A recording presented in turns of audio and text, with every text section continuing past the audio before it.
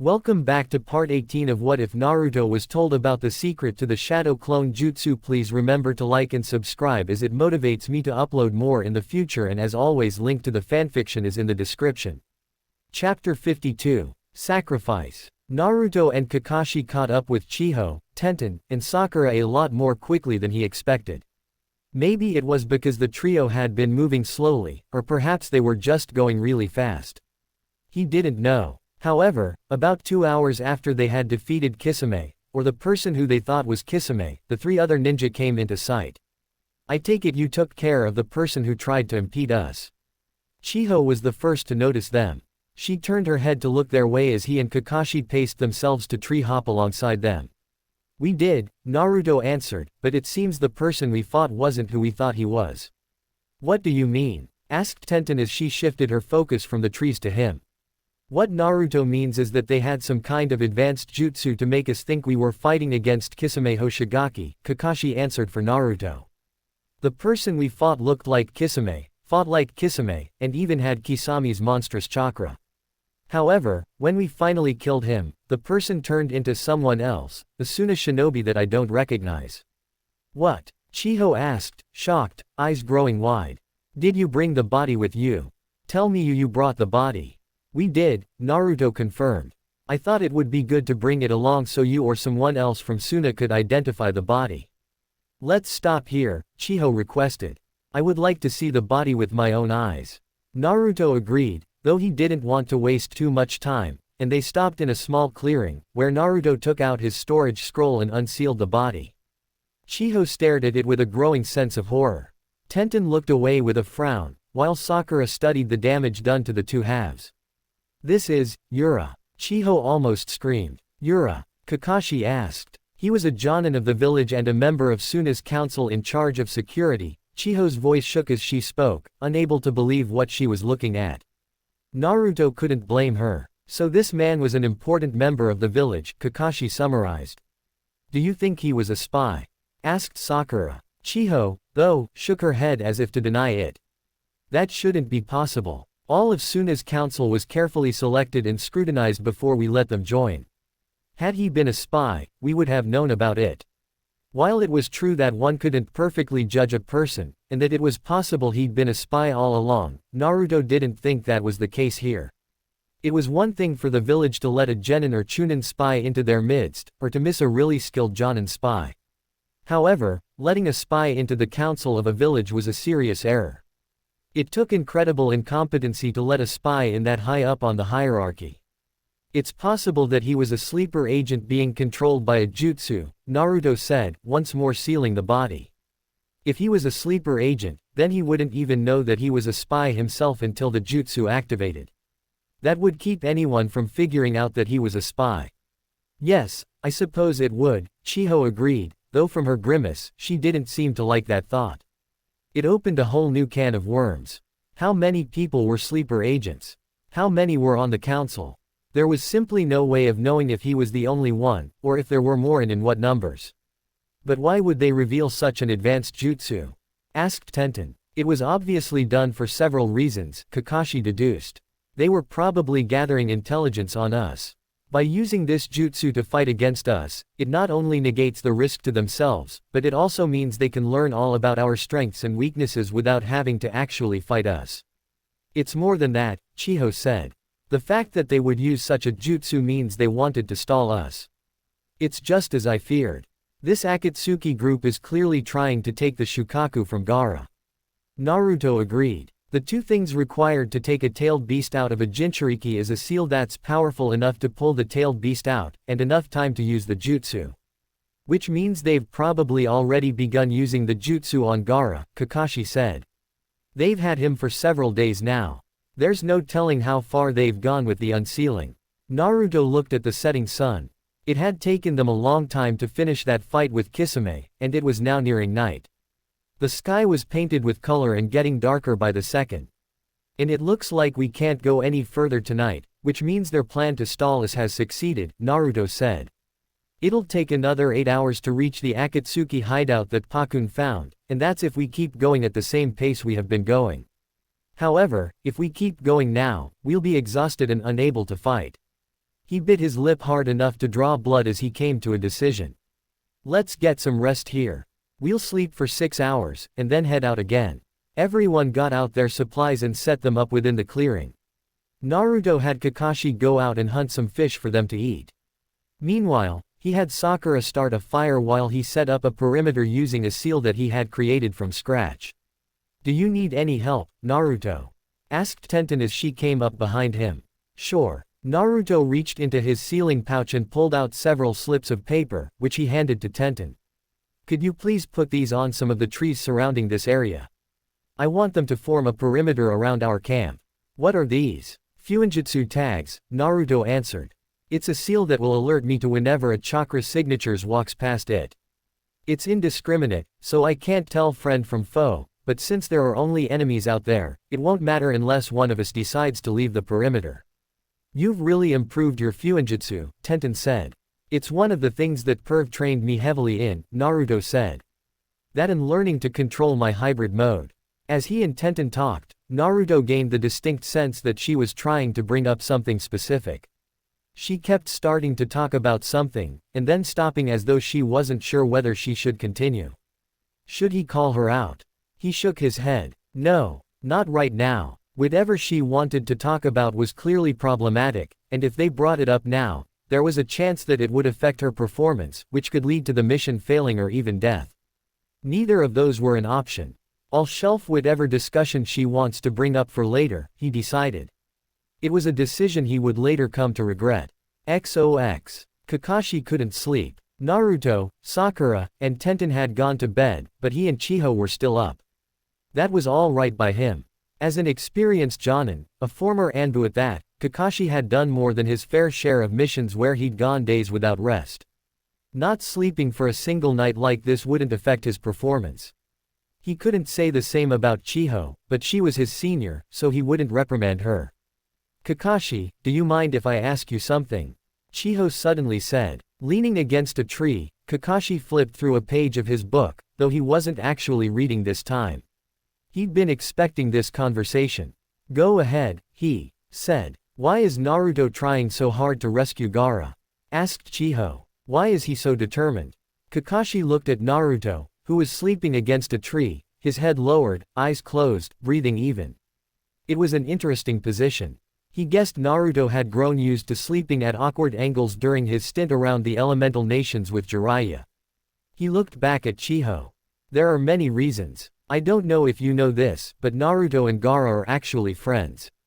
As I understand it, Naruto spent 6 months in Suna, learning how to use wind chakra. During that time, he and Gaara sparred with each other many times. He closed his single visible eye and sighed. However, if I had to give the biggest reason, I would say it's because Naruto is also a Jinchuriki. Sealed inside of him is the Kyuubi, the nine-tailed fox. Chiho sucked in a deep breath, and Kakashi, having heard the sound, gave her a mirthless smile hidden behind his mask. More than anyone else, Naruto understands the pain that Gaara has gone through, because he experienced that exact same pain. Kakashi turned his gaze back to Naruto. Did you know that Naruto's dream is also to become Hokage? I'm sure that when he first learned about Gaara becoming the Kazekage, he was equally parts frustrated and happy. I'm sure he was overjoyed to discover that his fellow Jinchuriki had reached such a position because it meant that Gaara had finally become recognized. Silence descended upon them. Kakashi didn't mind. Talking about this subject always weighed heavily on his mind. Naruto was his student, but he was also so much more than that. A lot of people thought that Kakashi had accepted this team because of Sasuke Uchiha, and that was partially true. Sasuke had reminded him of himself when he was younger, and he had been hoping to steer the boy away from his path of revenge. However, the biggest reason he wanted to take on this team was Naruto, a boy who reminded him so much of his long-lost friend, Obito, and the son of someone he admired. I've lived for a long time, Chiho said suddenly. Long enough that I've been through 2 shinobi wars and was present during the ascension of each Kazekage. In all that time, I never imagined we would be in this position. I never thought that Suna would be forced to rely on a village that I didn't trust for aid in rescuing our Kazekage. Life is certainly full of surprises, Kakashi agreed. However, I do not think this is a bad thing. No, I suppose not, Chiho said. Silence descended again, and this time it remained. The moon overhead cast strange shadows on the ground as it peeked from between the leaves.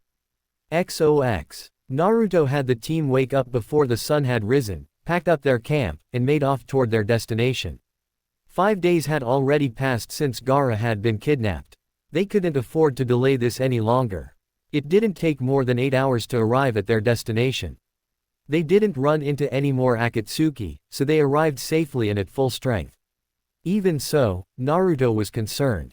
The fact that no one came to impede them suggested that Akatsuki may have already achieved their goal.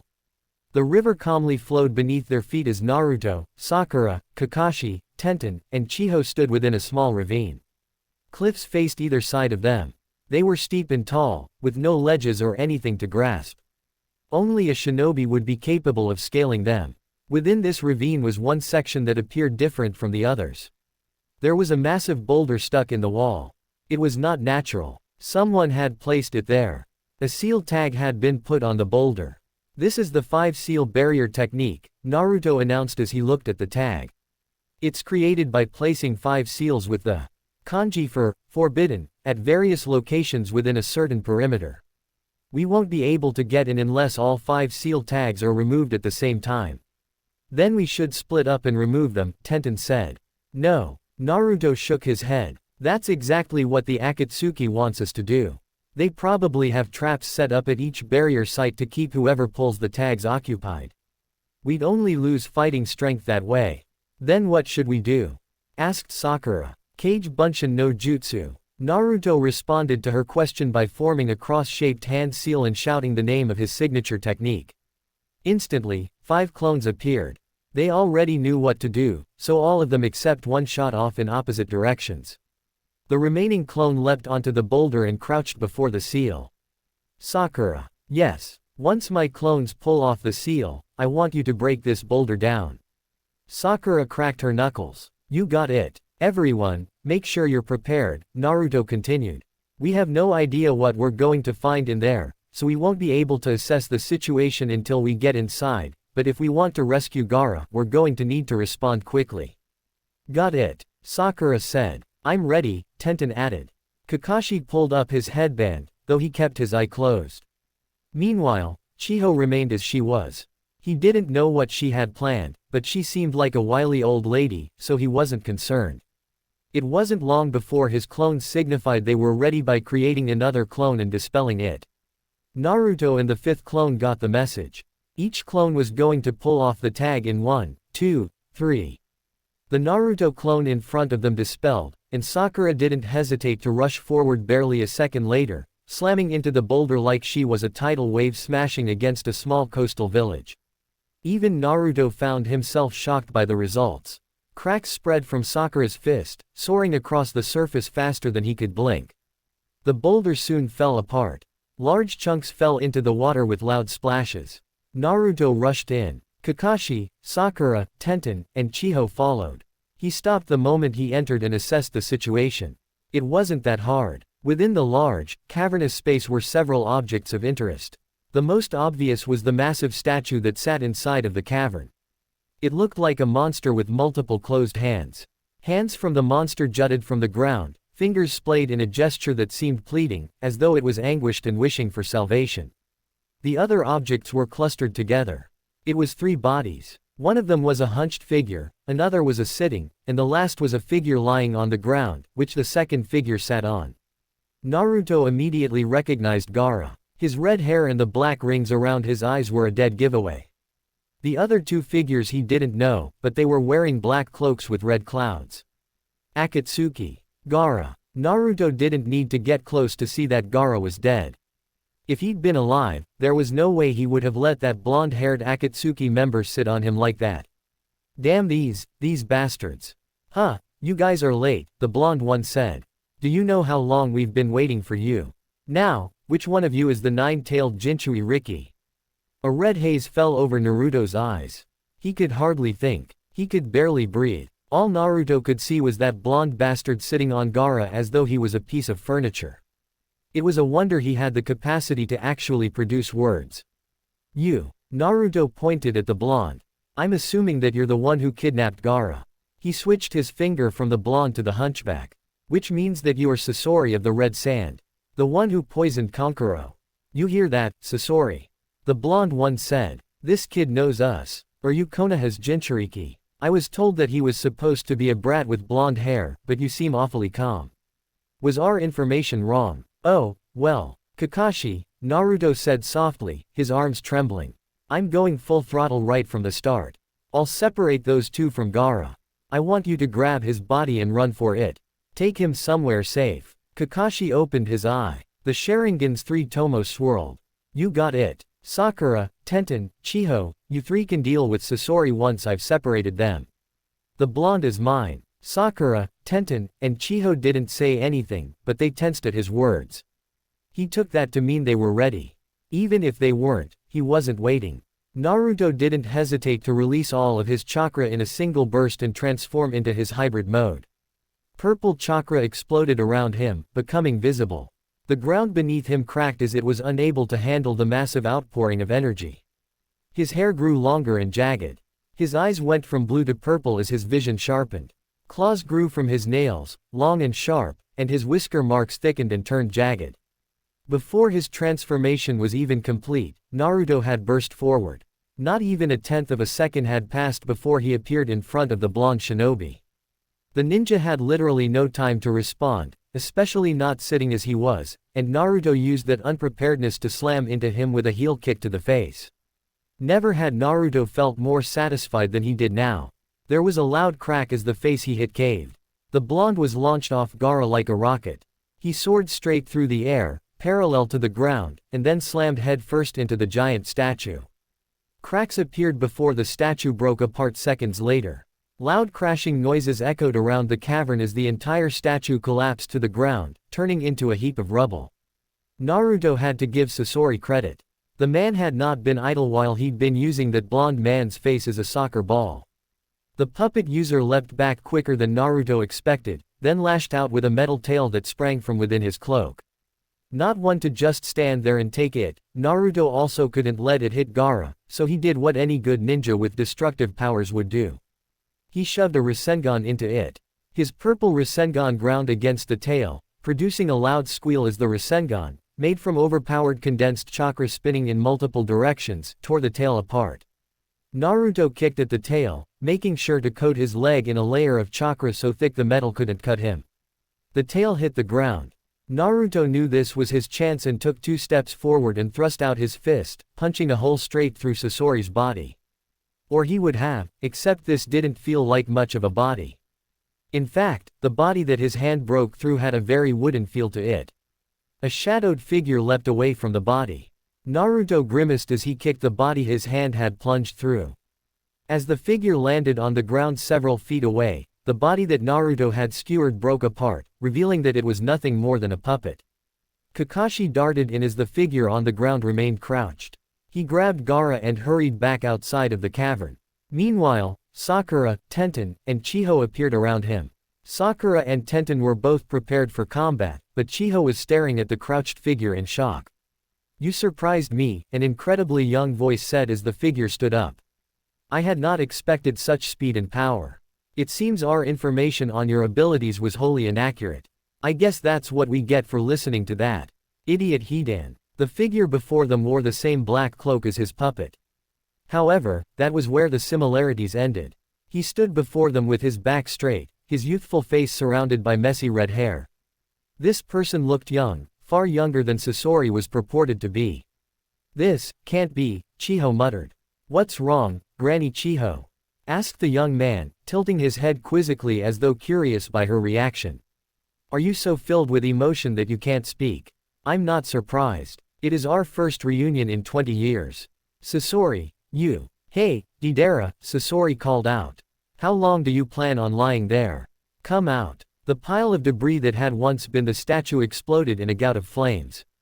As large clods of rock and sediment rained down, out from within this cloud of falling detritus came Deidara, who walked along the ground, wincing as he limped forward. His clothing was ripped and numerous cuts lined his face. However, he was still whole. Yes, I am coming," Deidara said. "Just give me a minute to recover. You can't be too harsh on me." That hit really knocked me for a loop. I was actually unconscious until just a few seconds ago. I do not care what sort of injuries you are suffering from, Sasori retorted. We have a job to do. Deidara clicked his tongue. You can be so harsh, Sasori. Naruto frowned as Deidara walked up to Sasori. That kick should have pulverized his face. He hadn't been holding back, so how was this asshat still alive? Well, whatever. None of that mattered. The only thing he cared about was killing these two. I want you three to handle Sasori, Naruto instructed as he struggled to think of how to fight this battle. His head felt like it was covered in a thick layer of fog. I will take on the blonde one. I'll help you, Tenten said. No. Naruto snapped, then grimaced when Tenten reeled in shock. He took a deep breath and began again. Sorry, but no. I'm going to unleash all of my power. However, my abilities are indiscriminate. They're just as likely to catch you as they are my enemies. It's better for all of us if you help Sakura and Chiho. Tenten's face reminded him of a person who'd been slapped. The shocked anguish there made him want to flinch, but he couldn't let her fight with him. He couldn't release all of his power if he was worrying about his comrade getting caught up one of his attacks. But I wanted to help you, Tenten muttered. Naruto needed to take a calm breath to resist his first impulse, which was to tell Tenten that she couldn't help him. I'm sorry, he said. But in a battle of this caliber, I'm afraid I can't afford to hold back, which I would be forced to do if you fought alongside me. So you're saying I'm a burden? Of course not. I'm saying that my own powers are too destructive, and I don't have enough control over them to fight alongside other people. However, to win this battle, I need to go all out. If I have to hold back so I don't accidentally kill my teammates, I'll never be able to win. Naruto calmed down as he realized he was getting worked up. Look, Sasori is the more dangerous opponent from what I have seen. Sakura and Chiho will need more help than I do.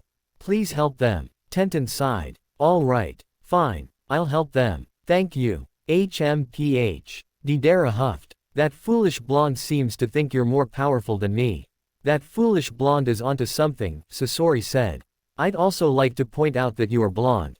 Whatever. Deidara held out his hand, and Naruto realized there was a mouth on his palm. The mouth spat something out. Then Deidara performed a hand seal and created a giant clay bird, which he hopped onto. Anyway, I'm sorry to say this, Sasori, but I think I'm gonna take that Jinchuiki as well. See ya later. The bird lifted off and flew out of the cavern. Naruto glared at it, his seething anger no longer held back and boiling over. He forgot all about Tenten and the others. Only one thing mattered, catching up to Deidara and tearing him apart. With a snarl splitting his lips, Naruto rushed out of the cavern, ignoring the shouts that came from behind him. XOX. Kakashi didn't know how far he should travel. He was lugging the body of Gaara across his shoulder, racing through the trees. His breathing came out in even pants as he regulated his oxygen intake and timed it to his running. The problem was that he had no idea if there was anywhere that was safe outside of maybe Suna, but that would take days to reach, so Suna was out. This would have been so much easier if Naruto had been more specific. As he came upon the clearing where he and Naruto had fought Kisame, Kakashi stopped. Several people were standing around, studying the battle site.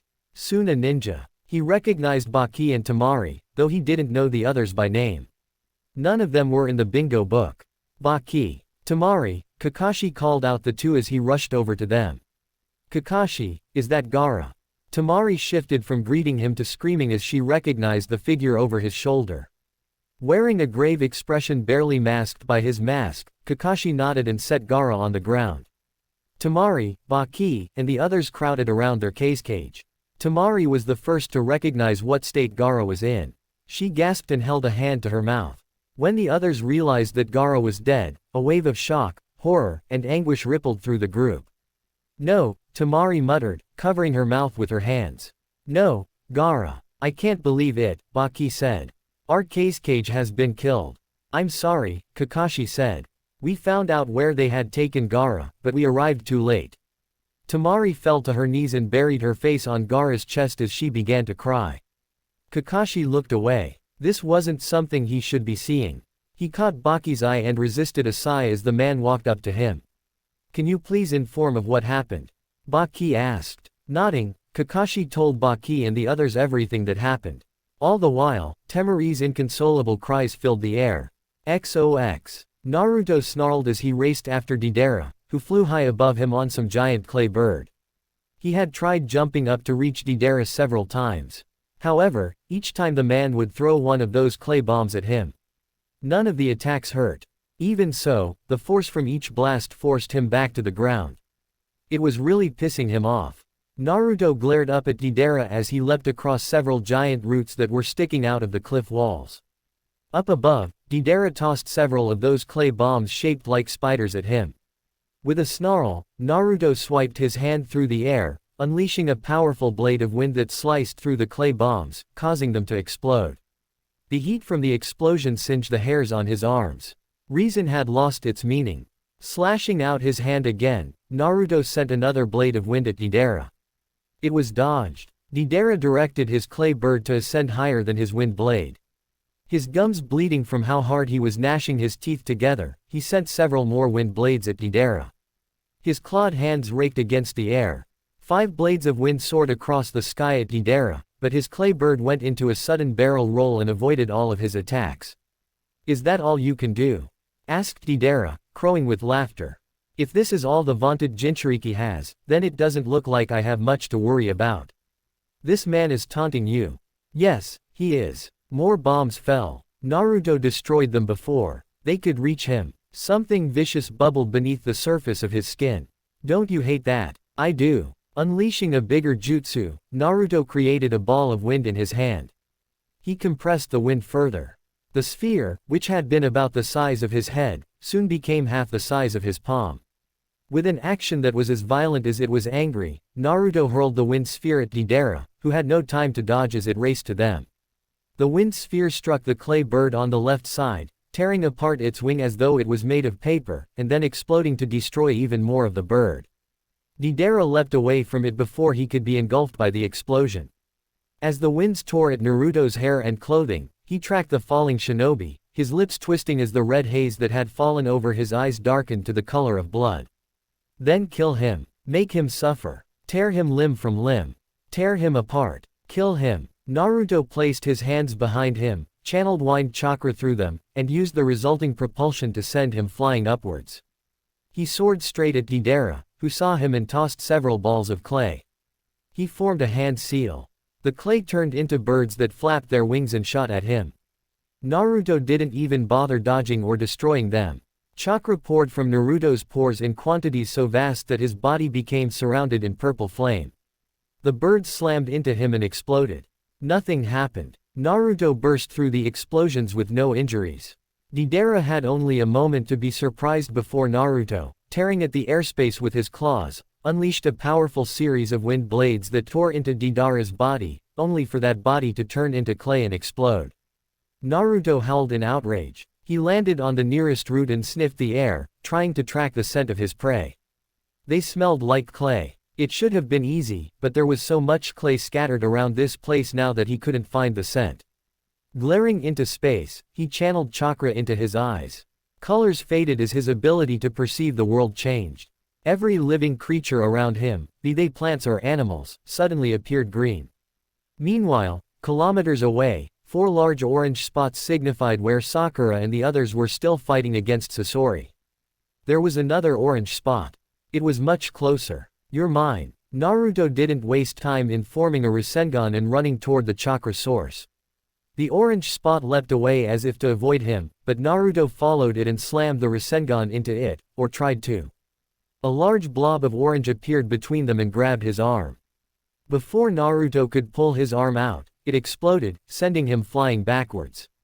With smoke wafting from his body, Naruto felt a growl escape his throat as the orange blob ran further away. Was it trying to escape? It was trying to escape. He wouldn't let it. Naruto threw himself into a sprint. The orange blob came closer. Several smaller blobs flew at him, but they exploded against the chakra that cloaked his body. Before the orange blob could move any further, Naruto thrust out his hands, creating 2 large, purple claws, which latched onto the blob. What is this?" The blob screamed as it was lifted into the air. "There was nothing in our information that said you had this much power. What is going on?" The noise coming from this creature was annoying, so Naruto killed it. He clenched his fists, causing the chakra arms to clench as well. The snapping of bones echoed around them as gray fluid gushed from the orange blob in his grip. The orange blob soon lost its color, going from orange to gray. Yes, it was dead. He had killed it, that annoying blob. That annoying. As Naruto came down from his high, the world around him suddenly shifted. His chakra vanished, causing his transformation to wear off, and then color returned to the world. The chakra claws he had created were gone, so the corpse of Deidara was lying on the ground, a bloody carcass within an expanding puddle of crimson. Oh, no. Naruto held a hand to his face and took several calming breaths. With the haze that had once clouded his mind gone, he could remember vividly what he'd been doing. The rage that had filled his heart, the violence he had committed, and the voice that had spoken to him from inside of his soul, of the Naruto that was him but wasn't. He remembered it all. The seal must be weakening. I'll need to let Jiraiya know so he can check on my seal. If the seal was weakening, then that was a bad sign. It meant he was getting free. Naruto's other half. XOX. A weary Naruto made his way to where Kakashi stood around Gaara's body with Temari, Baki, and 3 other Suna shinobi. Temari's loud bawling could be heard from several dozen meters away. As he walked into the clearing, he saw that she had buried her head on Gaara's chest. Slowly, warily, he made his way over to the group of ninja, who parted to let him through. Temari, he muttered. Temari's head snapped up at the sound of his voice. She stared at him for several seconds as though unable to comprehend what he was doing there. However, after a moment passed, Temari stood up, wiped her eyes with the forearm, and then glared at him. You promised, she muttered harshly. You promised me that you would rescue Gaara. You said that nothing would stop you from rescuing Gaara. Was all that just a lie? Was your promise so worthless to you that you couldn't even save my brother? Naruto knew that Temari didn't mean any of this, which was why he didn't say anything back, why he didn't defend himself as she came up and began pounding her fists on his chest. All that rage and anguish had to go somewhere. In which case, it was better for her to let out her feelings there, with him, than it was to go on bottling them up. I'm sorry, he muttered. Temari leaned her head against his chest. She pounded her fists into him, but they had no strength, and eventually, she let them drop to her sides. Why? Why did it have to be Gaara? Hasn't he suffered enough? That was a question without an answer. There were many people who didn't deserve to suffer, but through no fault of their own, they did anyway. Consequently, there were also many bad people in this world who deserved to suffer but never did. Sometimes good people died. Sometimes evil people prospered. If the world was a place where only the evil suffered, then people like him and Gaara would have never existed. Naruto wrapped his arms around Temari as she cried, pulling her close enough that her sobs were muffled against his chest. This was the scene that Chiho, Sakura, and Tenten came onto. The 3 of them looked a little worse for wear. Sakura and Tenten were sporting numerous cuts on their arms and legs, which bled quite a bit. Likewise, Tenten's shirt had been torn, revealing a good portion of her side. If he had to guess, she had been injured, but Sakura or Chiho had healed her. On the other hand, Chiho didn't look too bad off. Injury-wise, there was a haggardness about her that hadn't been there before. Baki, Chiho said, you all followed us. We managed to convince the council that it was necessary for Suna Shinobi to find the cage ourselves, Baki replied. Still looking at Gaara, he shook his head. Though we arrived far too late to be of any help.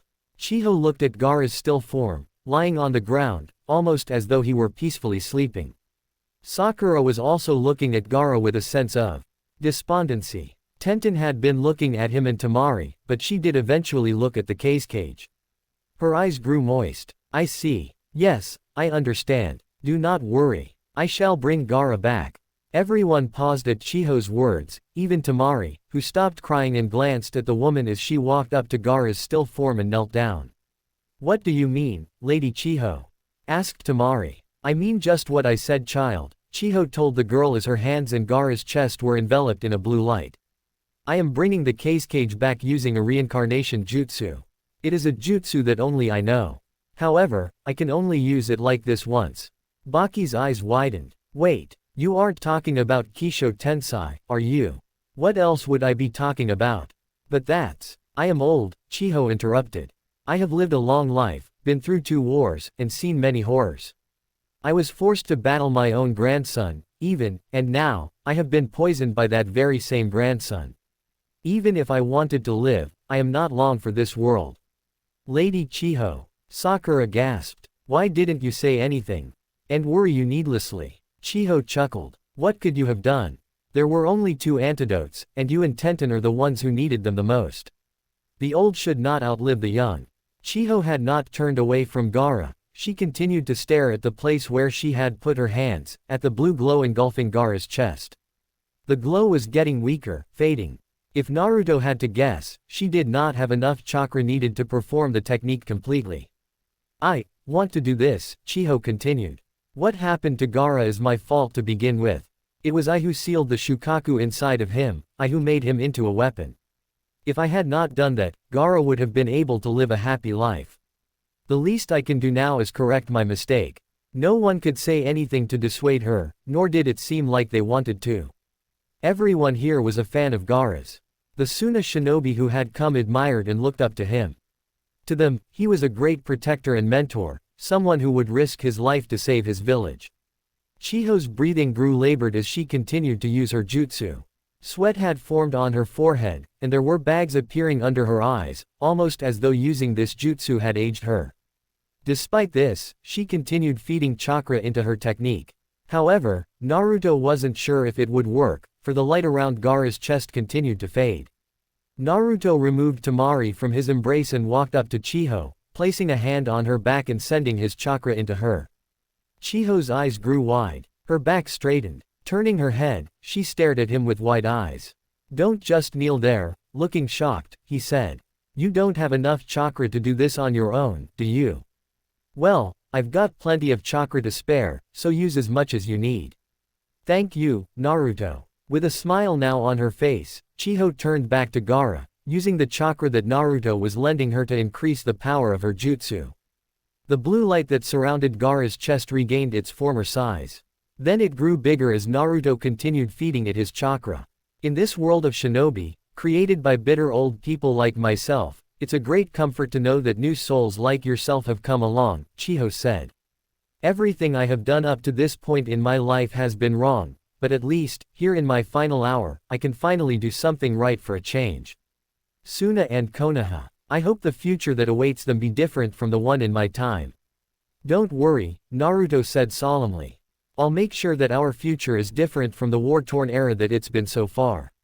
I'm going to change the shinobi world. When Naruto had first become a genin, his dream had been to become Hokage. Now that he was immortal, Hokage was out of his reach. Who had ever heard of an immortal cage anyway? That was why Naruto had changed his goal. If he couldn't become Hokage, then he would become someone even more powerful, a legend whose name went down in history. He would become the ninja who changed the ninja world. All of the pain and suffering that had come about because of stupid people fighting in stupid wars, he would end them. A world without war. Jiraiya's dream. That was what Naruto wanted. Chiho chuckled. You are a very special child. Your words, your actions.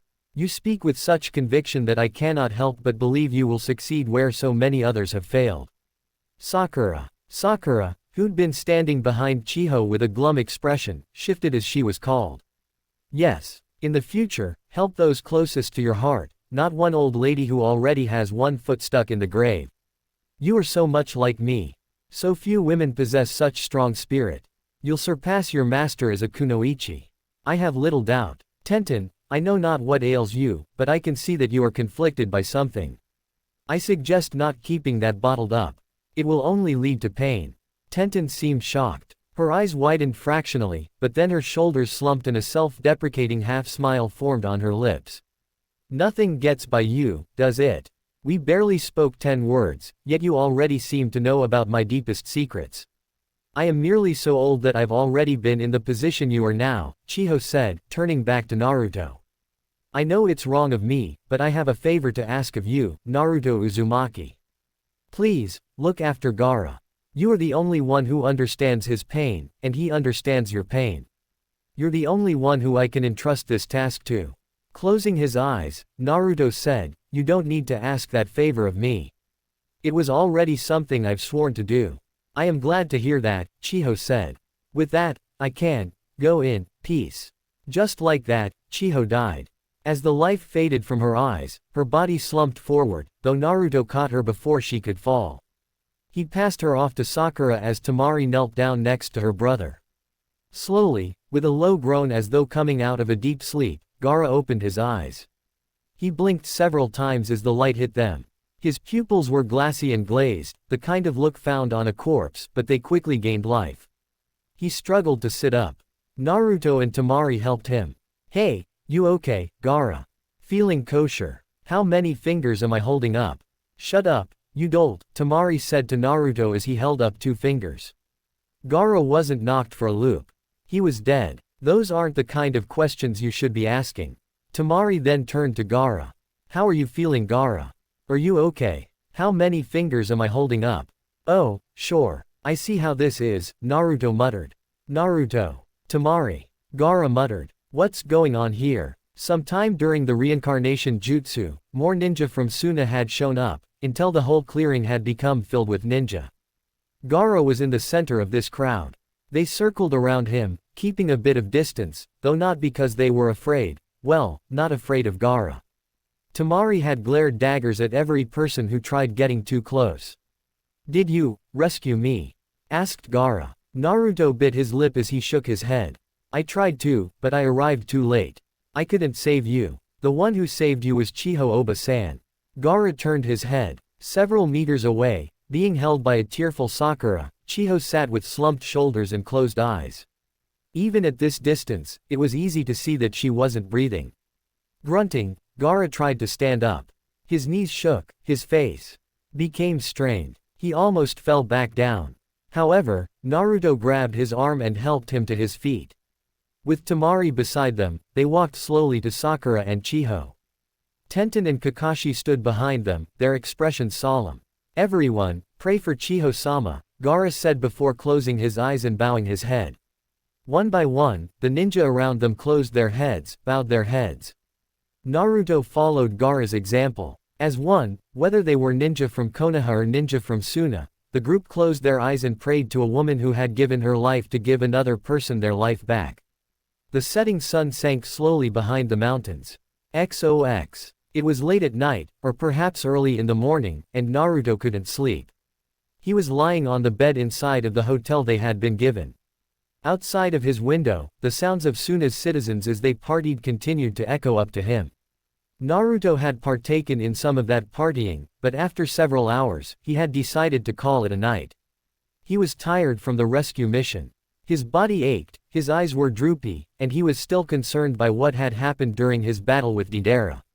The anger he had felt at that time was reminiscent to the anger his other self felt when they fought. He'd need to speak with Jiraiya about this. As Naruto continued staring at the ceiling, a knock sounded at his door. Thinking it was Kakashi, Naruto climbed out of bed and opened the door, only to blink when he saw Temari standing in the doorway. Temari, what can I, HMPH? Naruto wasn't even given a chance to finish his sentence before she was on him. Her lips claimed his in a kiss so passionate his knees turned to jelly. He felt her small tongue intrude inside of his mouth, warm and wet, her saliva mixing with his as the friction of her tongue sent chills down his spine. Before Naruto knew what was happening, he was lying on the bed, Temari straddling his waist as she continued to lock lips with him. Her hands had already worked their way under his shirt. Fingers pinched his nipples. It felt weird. Not bad. Just weird. Just as Naruto was about to succumb to Temari's sudden attack, he regained his senses. Wait. Temari, hold on. Temari stopped, frowned, and sat up. She was straddling his waist. Her thighs felt like heaven against his hips. What's wrong? Why are you? What brought this one? Asked Naruto. It's to thank you, Temari said. Naruto looked away. You know that I didn't do this to receive gratitude.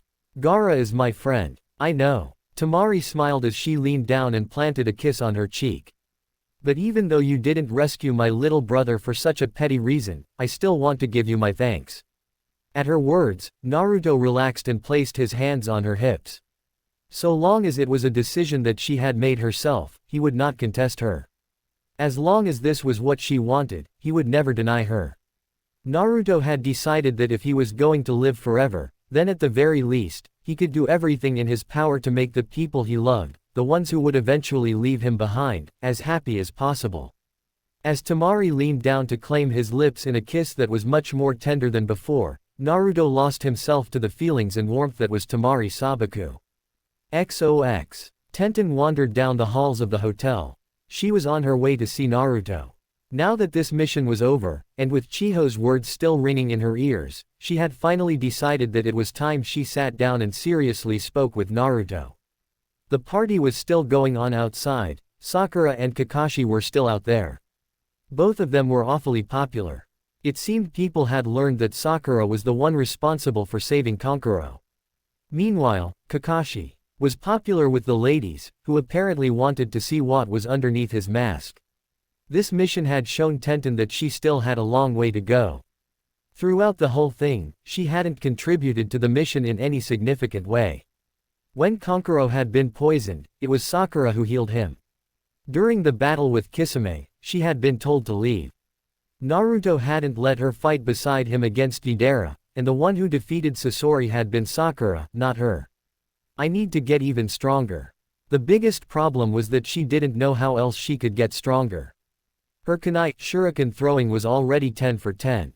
It wasn't possible to have an accuracy rate that was any better. On a side note, her parents must have been seers to name her Tenten. Of course, Tenten was also well versed in close-range weaponry. She could use swords, spears, naginata, nunchaku, and many other weapons with the same proficiency as an expert, but she wanted to become even stronger. She didn't want to remain the girl who could only provide backup. As she reached the hall that had Naruto's room, a loud noise caused her to freeze. It was a moan that echoed down the hall. Sensual, sexual, hot enough to make her blood boil. She didn't know who had made that noise, but Tenten's face felt like it was going to combust from just hearing it. Ignore it, Tenten. Just ignore it. Pretend it doesn't exist. However, she couldn't ignore it. The closer she got to Naruto's room, the louder it became. That could mean, it couldn't mean, could it?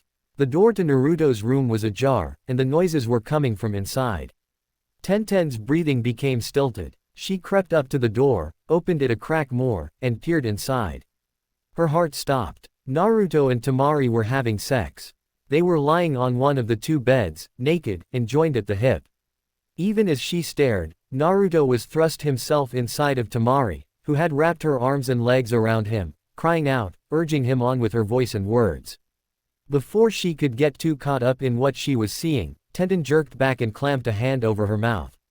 Tears sprang to her eyes as her tongue became lodged in her throat. Her heart felt like it had dropped into her feet, which became heavier than Rock Lee's leg weights. Unable to remain in that place for any longer, Tenten ran away from Naruto's room and the moans that were coming from it. XOX. It was early the next morning. The sun was still in the process of rising. Naruto stood before the gates to Suna alongside Kakashi, Sakura, and Tenten. Seeing them off was Gaara, Temari, Kankuro, and Baki. Naruto had woken up that morning to discover Kakashi giggling at him from his bed.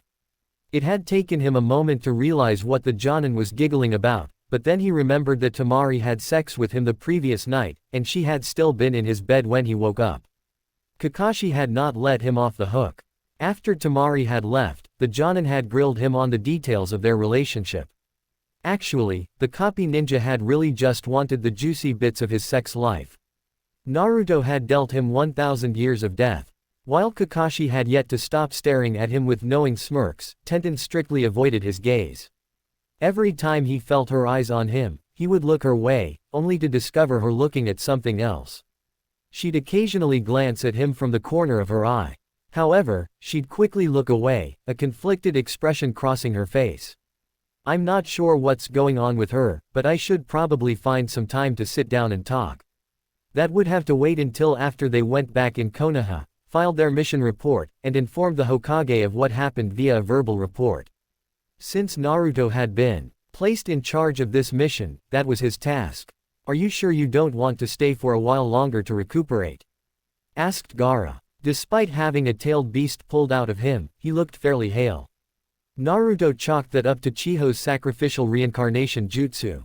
Yeah, Naruto began. We've already spent a night here when we should have headed out. We need to deliver our report to Tsunade-sama, Sakura added. Speaking of, I have already sent a preliminary report with Takamaru, Baki said. I appreciate that, Naruto said, nodding at Baki before turning back to Gaara. Anyway, I'll see you around. Maybe I'll be sent here during the Chunin exams and you and I can grab a drink. I would like that, Gaara said. Gaara held out his hand, and Naruto, grinning like a loon, accepted the hand, shaking it firmly. Behind him, Kakashi's eyes smiled while Sakura looked on with a warm smile of her own. Tenten still seemed to be ignoring him, but even she seemed warmed by the friendship they were displaying. The group was preparing to leave. However, just as Naruto had turned around, Temari called out to him. Naruto. Naruto turned around. Yes, MPH. Temari grabbed him by his jacket and pulled him into a searing kiss. She pulled away before he could actually respond, taking several steps back and winking at him. That was a good luck kiss for your journey home, she told him, winking. Hey, if you say so, Naruto replied. I think it's just so you have something to remember me by on those lonely nights without me. You wish. Everyone around them were staring at him and Temari with varying expression. While Gaara appeared relatively calm about the display of affection, Kankuro looked ready to shit a brick, and Baki was rubbing his eyes as though trying to figure out if what he saw was real or a genjutsu. On the other hand, Kakashi was giggling perversely, Sakura's eyes had bulged from their sockets, and Tenten. She looked away with a grimace. Naruto narrowed his eyes. I see. So that's the problem. Yes, he really did need to speak with Tenten soon. After the shenanigans brought about by Temari's kiss, the 4 Konoha ninja who formed Team Naruto left, traveling through the desert as quickly as they could.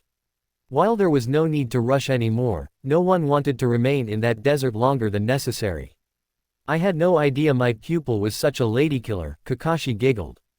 Can it, sensei? There's gonna be quite a few girls in Konoha who will be disappointed. Are you planning to tease me the whole way there? Only until we reach Konoha. Quote. Naruto could only sigh. Life as a shinobi of Konoha was fraught with all kinds of peril.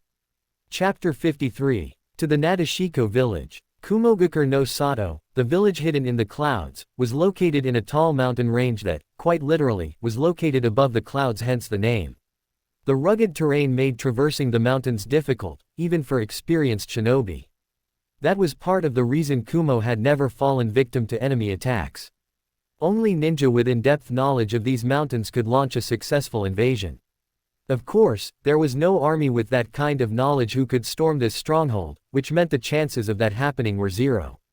Or so everyone assumed. Orochimaru, disguised as a middle-aged man with dark skin and blonde hair, walked up the steep path that led to Kumo's main gate. There were 3 others behind him. Their long, gray tops wrinkled as they moved. It was gathered at the waist, making it appear more like a sash than a shirt. They wore a white, one-strapped flak jacket over this and their legs were adorned with shin guards that clicked against their shins as they moved. None of them spoke as they walked up to the stall where a pair of ninja were standing guard. The stall, built into the rock face of a mountain, resembled a formidable outpost. Metal shutters around the open hole indicated that it could be used as a barricade of sorts.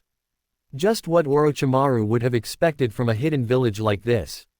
Returning from a mission, one of the guards asked as he held out a clipboard. Sign here please. Of course. Orochimaru smiled as he grabbed the clipboard and pen offered to him, signed it with a made-up name that sounded like it had come from Kumo, and handed it back. Neither guard appeared to realize that his eyes, black with a red star pattern inside, were spinning. The guard looked at the name, nodded, and set the clipboard aside.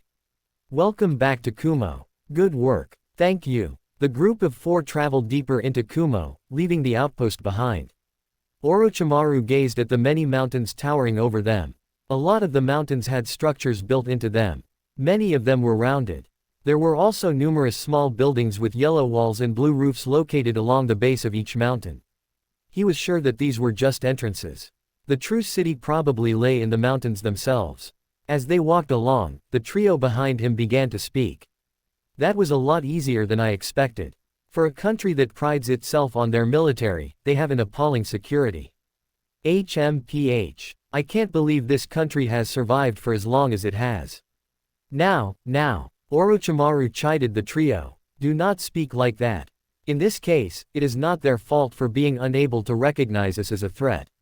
Like Konoha, Kumo had a unique barrier that detected hostile chakra signatures. However, it was neither as sophisticated nor as powerful as the one in Konoha. Because Kumo relied almost solely on their military strength, they did not have a very strong Fuinjutsu style. Even their method of sealing Biju was unstable. Orochimaru was actually surprised their Jinchuriki for the Eight Tails was considered a perfect host. What are we going to do now? Asked one of the two males behind him. Now, Orochimaru chuckled. Why, we're going to see the Raikage, of course. The Raikage's office was located at the highest point in the village. It was not on a mountain, but neatly situated between three mountains, held above the ground by three large bridges that extended from the mountains to the spherical bottom. The office was oddly shaped.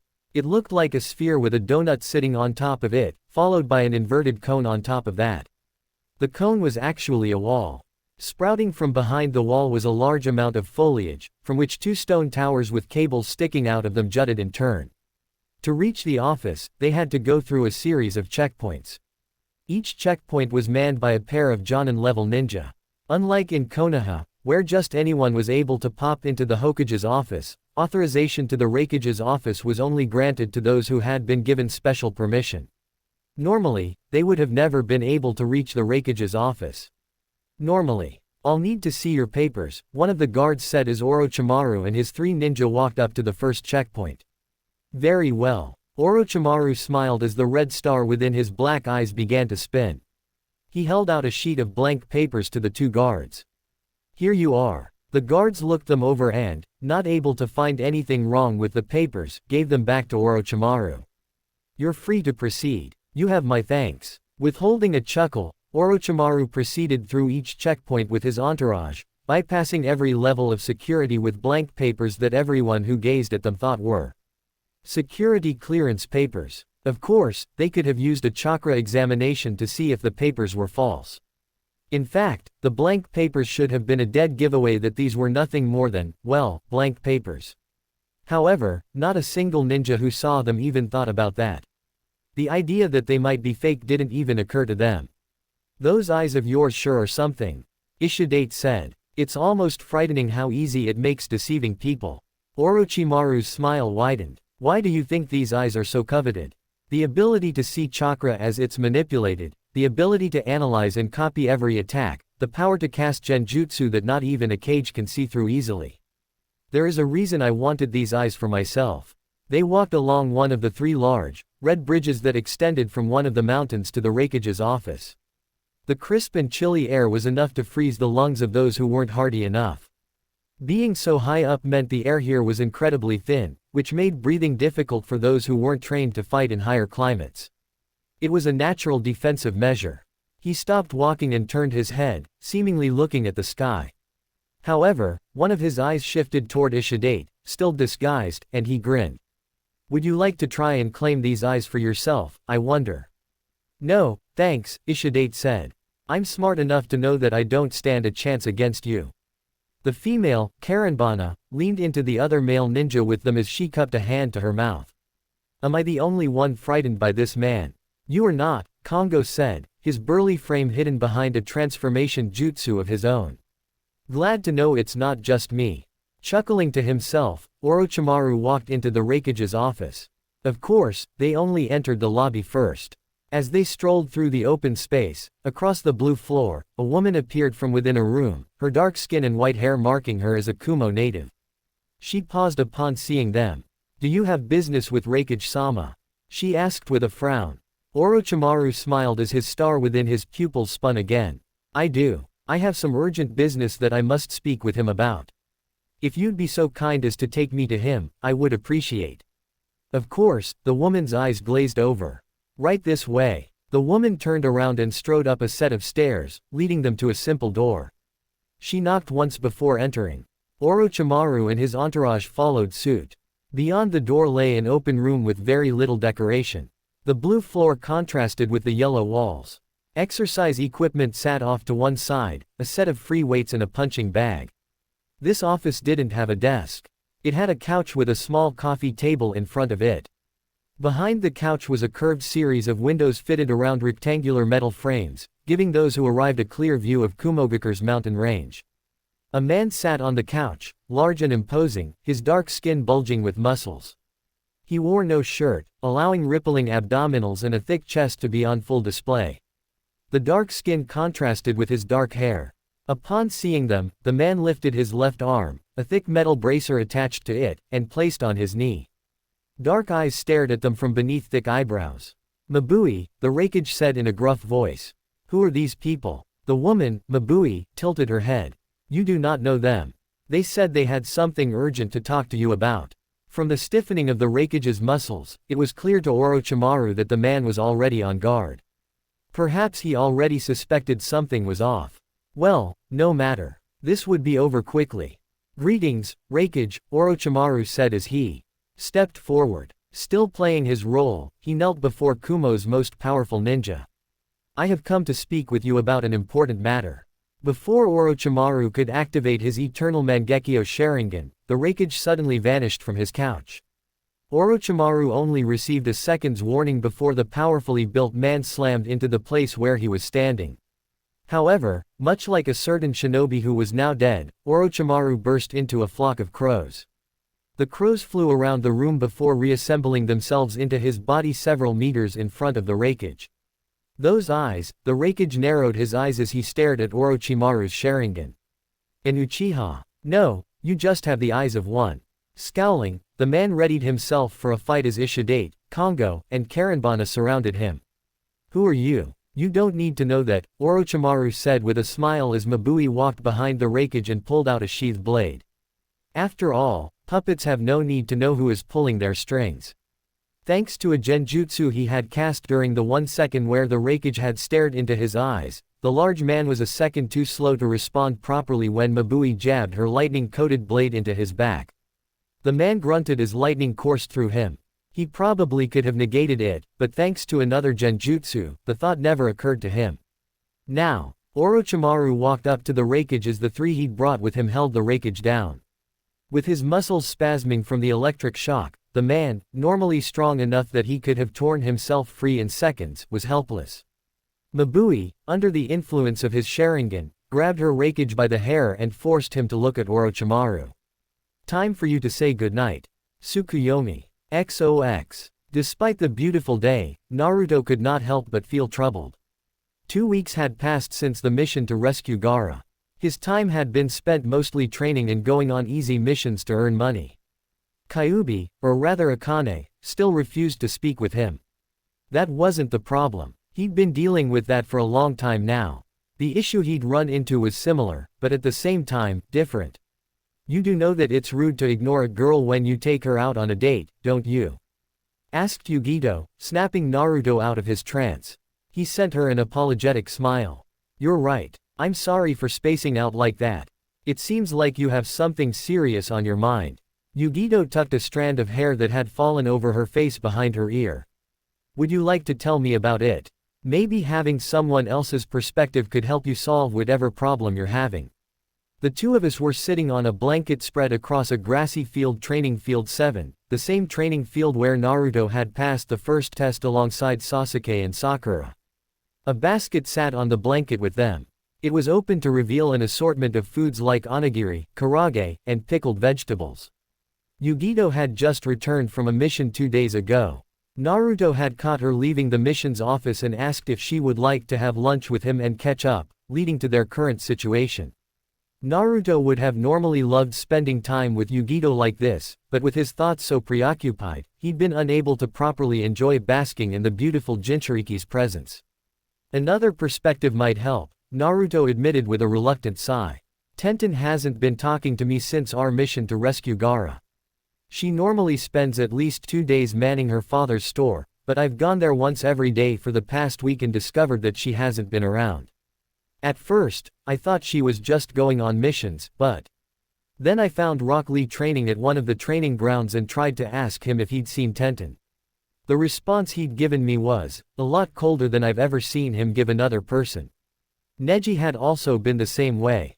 It confused Naruto a great deal since neither of them had been cold to him before. Well, Neji had back when he still had that stick up his ass, but Naruto was sure he'd properly pulled the stick out. They had been his friends and trusted comrades for a long time now. The three of them had even gone on a number of missions together. He couldn't fathom why they were acting like this now. Yugito drew her legs up to her chest, hugging them as she rested her chin on her knees. The thoughtful look on her face made Naruto pay attention. This is just a hunch, but, do you think it might have something to do with how you slept with Temari? Asked Yugito, staring into his eyes with a penetrating gaze. I don't see how me sleeping with, oh. Naruto felt like he'd been slapped in the face. She saw me and Temari, didn't she? Yes. Yugito nodded with a wry smile. She did. Naruto suddenly realized what kind of predicament he was in. Snagging a pickle with his chopsticks, he popped the food into his mouth and thought. Tenten had seen him and Temari having sex, which was undoubtedly the reason she was avoiding him and the reason for the cold glares Neji and Rock Lee gave him. That made sense. It wasn't like his relationship with Temari was a secret. Everyone in Suna knew about it, and he certainly never tried hiding it from Tenten. However, it was also true that he'd just returned from his 2-year training trip with Jiraiya, and his relationship with Temari had only progressed after he and his perverse sensei had left Konoha. Of course she wouldn't know about it. Of course she would feel angry, betrayed, and hurt when she found out the way she did. I should have said something. Naruto hadn't said anything because, well, the idea simply hadn't crossed his mind. He hadn't given this matter any thought. That was his mistake. What do you think? Asked Naruto. About me and Temari, I mean. Well, I can't say I was too pleased when I found out. Admitting this, Yugito unwrapped her arms from around her legs, stretched them out, and placed her hands behind her as she leaned back. At the same time, I'm a bit more open-minded when it comes to sex. Tenten is a very pure girl in this regard. I doubt she's ever had to go on a mission to seduce an assassination target, and she's not really the type who uses sex as stress relief. I'm not like that either, you know, Naruto said, his tone drier than Suna's desert. Yugito flashed him a grin. I know, but because of your unique circumstances, you don't wish to have a proper relationship with someone else. If by proper relationship, you mean one that ends in marriage and children, then no, I don't. Naruto sighed as he let his shoulders slump. It felt like a weight had suddenly been placed on it. Outside of the fact that I am completely sterile, even if I were inclined to take a wife, she would just die and leave me alone. He paused, and then continued, his voice much softer. At the same time, I do want to have something, even if it's not marriage, even if it doesn't end in having a big family, I want to form strong bonds with people. You mean you want to form strong bonds with women, Yugito added with a sly grin. I thought that would be a given. He rubbed his face as though to wipe away the exhaustion suddenly seeping into his bones. But yeah, I guess, I should find Tenten and do my best to explain myself, huh? I recommend waiting a bit. Yugito shook her head. Tenten's feelings are still very muddled. I'm sure the hurt and confusion will only get worse if you try to push her. But wouldn't it be better to explain myself quickly? I've heard that leaving problems like this can cause them to fester over time. Yes, but trying to confront her too quickly could result in that festering, as you call it, to accelerate and become even worse, Yugito shot back. I recommend waiting for at least another week or two. Give her some time to calm down and then confront her.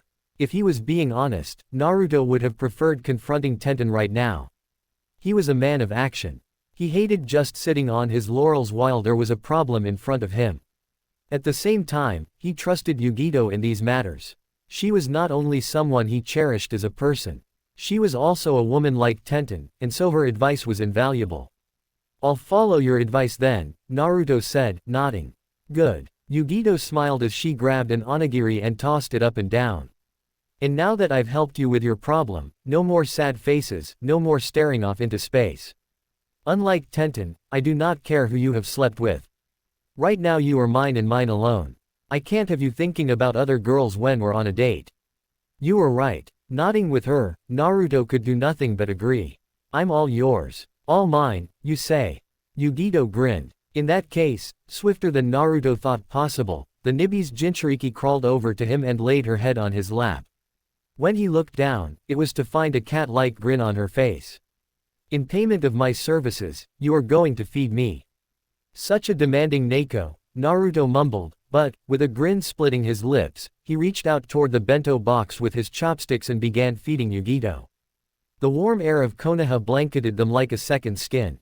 XOX. Since the Land of Fire was such a mild and temperate place, the climate in Konoha never really changed with the seasons.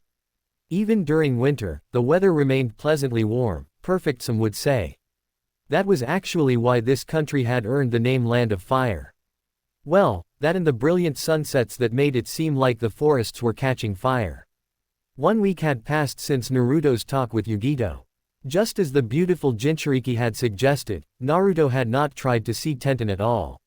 He stayed away from her father's store, didn't actively look for her, and spent a good deal of the time he would have spent looking for her training. Yugito was gone. She left a few days after their date. The woman had shown up at his apartment one evening and informed him that she had been recalled to Kumo. There was no explanation as to why this was, but orders were orders, and it wasn't all that strange for her to return and make periodic reports, though this was the first time she'd been recalled. He'd treated her to dinner that night. She left early the next morning. The early morning air remained warm despite the sun only just beginning to rise. Naruto stood inside the Hokage's office to receive a mission. He was early. His team hadn't arrived yet, which meant it was currently just him, Tsunade, and Shizune. Where are they? Naruto complained with his arms crossed. He frowned and tapped his left foot against the tiled floor. Tsunade and Shizune shared an amused glance. You do realize that you are almost an hour early, right? Asked Tsunade, leaning back in her chair. If you didn't want to wait, you should have arrived later. Yeah, you have a point. Naruto had been too restless to sleep last night. Anyone else would have assumed it was the idea of going on a mission that kept him awake, but the truth was that he'd been unable to sleep before he received the messenger bird requesting he come to the Hokage's office. He'd been planning to speak with Tenten today and had been going over what he would say. Too bad that plan had been thrown out the window. You seem restless, Shizune said. Have you been sleeping well? Well, for the most part. Naruto's absent response, complete with rubbing the back of his neck, caused Tsunade and Shizune to share another glance. He would have wondered what sort of conversation they were having with those looks. However, he was too preoccupied to let himself be bothered by that. You wouldn't happen to be having some troubles in paradise, would you? Asked Tsunade as she leaned forward, placing her elbows on the desk and steepling her fingers together.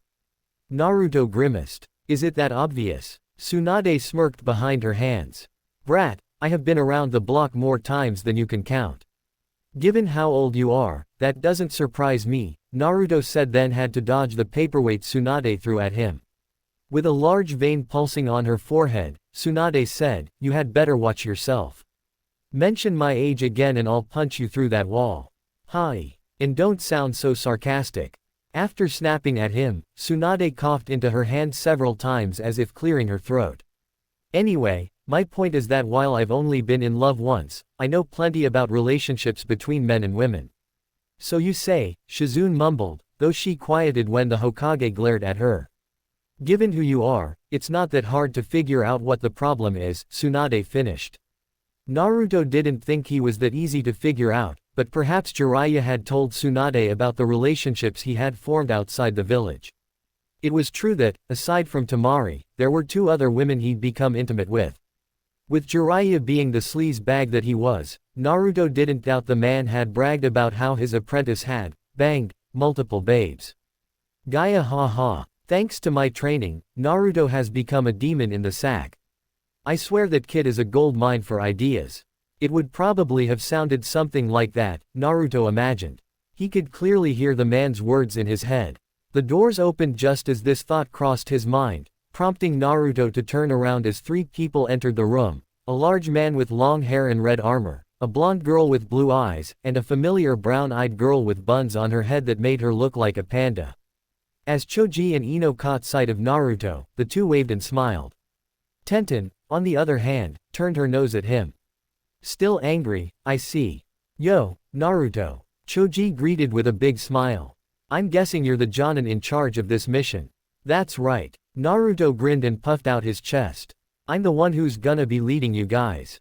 This should be interesting. Placing her hands on her hips, Ino smirked at him, blue eyes sparkling with amusement. I'm curious to see how a mission with you in charge will go. I hope that means you have confidence in my abilities. That remains to be seen. So I gotta prove myself, huh? Well, fine. I'll show you just what I can do. Hehe, you had better. While Naruto spoke with Choji and Ino, who had wandered right up to him without reservation, Tenten kept her distance, separating herself from the group to stand alone. She did her best not to pay him any attention. He almost sighed, but he held back and shored himself up, mentally slapping his cheeks. This was his chance. Tsunade gathered the four ninjas' attention with a cough. Everyone straightened, and Tenten reluctantly moved to stand behind Naruto alongside Choji and Ino. We've received a request from Nadeshiko no Sato, Tsunade began. They're a ninja village whose families are organized through matrilineality. Naruto, I believe you have some experience with them. Naruto nodded. Jiraiya and I actually stayed there for a few months during our training. I'm sure training isn't all you did. He twitched at the woman's sly smile, but she didn't let him say anything before she continued. They are having a problem with a missing ninja who arrived in the area and indiscriminately attacked their village. We've received a report that a number of their kunoichi were killed and even more have been captured. The population of their village has dropped by about 40%, leaving them in dire straits. If they're suffering casualties like that, whoever attacked them must be incredibly powerful, Naruto said. Most of the kunoichi from Nadeshiko no Sato were easily Chunin and Jonin rank. Tsunade nodded. The person who attacked them is an S-ranked missing ninja who goes by the name Akuma. Very little is known about him. We're not even sure what village he is from or if Akuma is his real name. However, we do know that he was responsible for the complete destruction of a hidden village several years ago. Naruto had his own bingo book, and he'd made sure to memorize most of the names on there. He did actually know of Akuma. However, there wasn't any information on him outside of what Tsunade had just said. Nothing was known about his fighting style or where he came from. All the bingo book had was a profile picture. Your mission is to travel to Nadeshiko no Sato and help the village take down this missing ninja, Tsunade said. In response to her words, the group of four stood at attention. Hi, Tsunade-sama, they said in unison. XOX. Because of what the mission entailed, it was listed as an A rank, which meant they needed to prepare the appropriate supplies. Naruto asked Choji and Ino if they had everything they needed. When they said they didn't, he told them to grab enough supplies to last for 2 weeks. Then he traveled with Tenten to her shop so he could grab the appropriate weapons for an A-rank mission. Tenten barely spoke to him during this time. She only spoke when necessary, and when she did, her voice was colder than the snow-capped peaks of the former Yuki no Kuni. You realize that staying mad like this and scowling all the time is going to give you premature wrinkles, don't you? Asked Naruto. I'm not scowling, Tenten snapped. You are. I'm done with this conversation. Well, I'm not. They were in the middle of her store, traveling down one of the aisle. Numerous racks filled with various sharp and pointy implements lined it. Because of this, Naruto couldn't push Tenten's back against the wall, so he created a wall of shadow clones and hemmed her in, placing his hands on a Naruto clone's shoulder to keep her from moving. What are you doing? Tenten's glare looked like a sheet of ice, but her cheeks were flushed a mild red. Let me go this instant. Not until you talk to me. I don't think there's anything to talk about. Yeah, well, I think there is. Naruto narrowed his eyes. I get it. You're upset at me because I slept with Tamari. Tenten looked away. I don't care who you sleep with. Then why are you ignoring me? I just don't like lying douchebags. You're jealous of Tamari. I am not. You are. Not one bit. Just admit it. Their back and forth would have drawn a crowd if anyone aside from them had been present. It probably looked strange, several Narutos acting as a wall while one of them trapped the girl with his arms. Even Naruto found the idea strange. He probably would have laughed if he'd seen anyone else do this. That didn't stop him from arguing with the girl, whose face grew darker and more red as time passed. Finally. All right. Fine. You want the truth. Yes, I'm jealous of Tamari. Yes, I hate that. You slept with her. I thought we had something special, that I meant more to you, but I see now that you never felt the way about me that I did about you. I'm probably just another kunai in your pouch." Naruto kept his gaze even despite feeling something inside of him crack. A sharp pain pierced his chest, but he didn't reject it. What he felt now was nothing compared to what Tenten must be feeling. "Do you really believe that?" He gazed into Tenten's eyes as she stared right back. Her eyes were fierce, but the longer she stared at him, the less certain they became. She shifted her weight from her left foot to her right. Her hands began fiddling with her shirt. "Yes, I do." She averted her gaze after several seconds had passed. Naruto continued to focus on her, making a slight sweat and a healthy blush break out on her face. He didn't say anything for the longest time, but then, he sighed and took a step back. The clones disappeared in a puff of smoke. "I see." He took a moment to center himself as the cracks inside of him became wider. "If that's how you feel, then there really is nothing I can do." He paused, withholding a shudder, and then continued. "However, you should know something, Tenten. I cannot give you or anyone else a normal relationship. You already know I'm not human anymore, right? I don't have the ability to start a family and grow old together with you." Tenten's uncertain stare bolstered him for a moment, allowing him to harden his resolve. "But you should know that just because I can't give you a normal relationship, that doesn't mean I don't love you. I'll understand if you don't want to be with me. If you say, I can't be with you, then I'll gladly accept that. However, do not ever think that my feelings for you are weak, or that what we have isn't special to me. You aren't someone who can ever be replaced. You're precious to me." Tenten didn't say anything at first. A cloying silence stretched out. While there was no tension, the thickness in the air, the uncertainty from both parties, made it hard to breathe. "I'm not sure I can believe that," Tenten finally admitted. "I guess not." Naruto smiled, but it didn't reach his eyes. Tenten pretended she didn't see it. After their argument ended, Naruto bought a scroll filled with enough supplies to last for 2 weeks and enough weapons for an A-rank mission. Fortunately, he didn't need to buy items like explosive notes or seals, since his seals were better than anything on the current market. That said, he did have a large number of kunai, smoke bombs, shuriken, and ninja wire. He wasn't sure how much of it he would use, but it was important to always be prepared. They met up with Ino and Choji at the south gate. The two Chunin had arrived before them. When Ino saw the distance between him and Tenten, the fractured demeanors they both possessed, she placed her hands on her hips and frowned. "What funeral procession did you two just come back from?"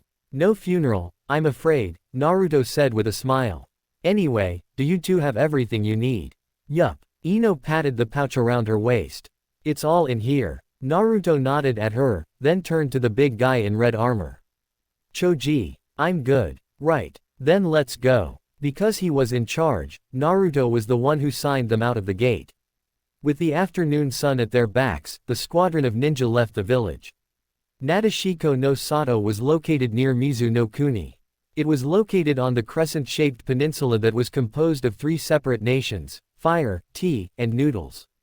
To reach it, they had to travel southeast from Konoha, then curve around an inlet and head northeast, which would take them out of Hai no Kuni and into Udon no Kuni. On a side note, Nami no Kuni was not far from Nadeshiko no Sato. It was less than a day in fact. Because Naruto didn't know what the situation in Nadeshiko no Sato was, he urged his team to quicken their pace. They leapt through the trees whenever possible, stopped to sleep when it became dark, and ran across open plains when there was no forest to do their ninja tree jumping. Tenten did not speak much during this time, save for when Ino talked to her. Since there was no more that Naruto could say to her, having already said his piece, he left the girl to her own devices and spoke with Choji. Before long, they reached the point where they could finally see Nadeshiko no Sato. "So that's it, huh?" Ino said with a hand over her head, acting as a visor to keep the sun out of her eyes. "Yup. That's Nadeshiko no Sato," Naruto answered. The village was positioned upon the lightly forested top of 3 massive, steep hills that all stood in a line. 2 bridges spanned the gorges between them. The central hill was the largest, meaning it also had the biggest structure. From where they stood, Naruto could see the stone walls surrounding the village. Several towers and roofs jutted from inside the walls. The village looked more like a stronghold or a palace, with numerous walls, towers, and brickwork being the predominant features.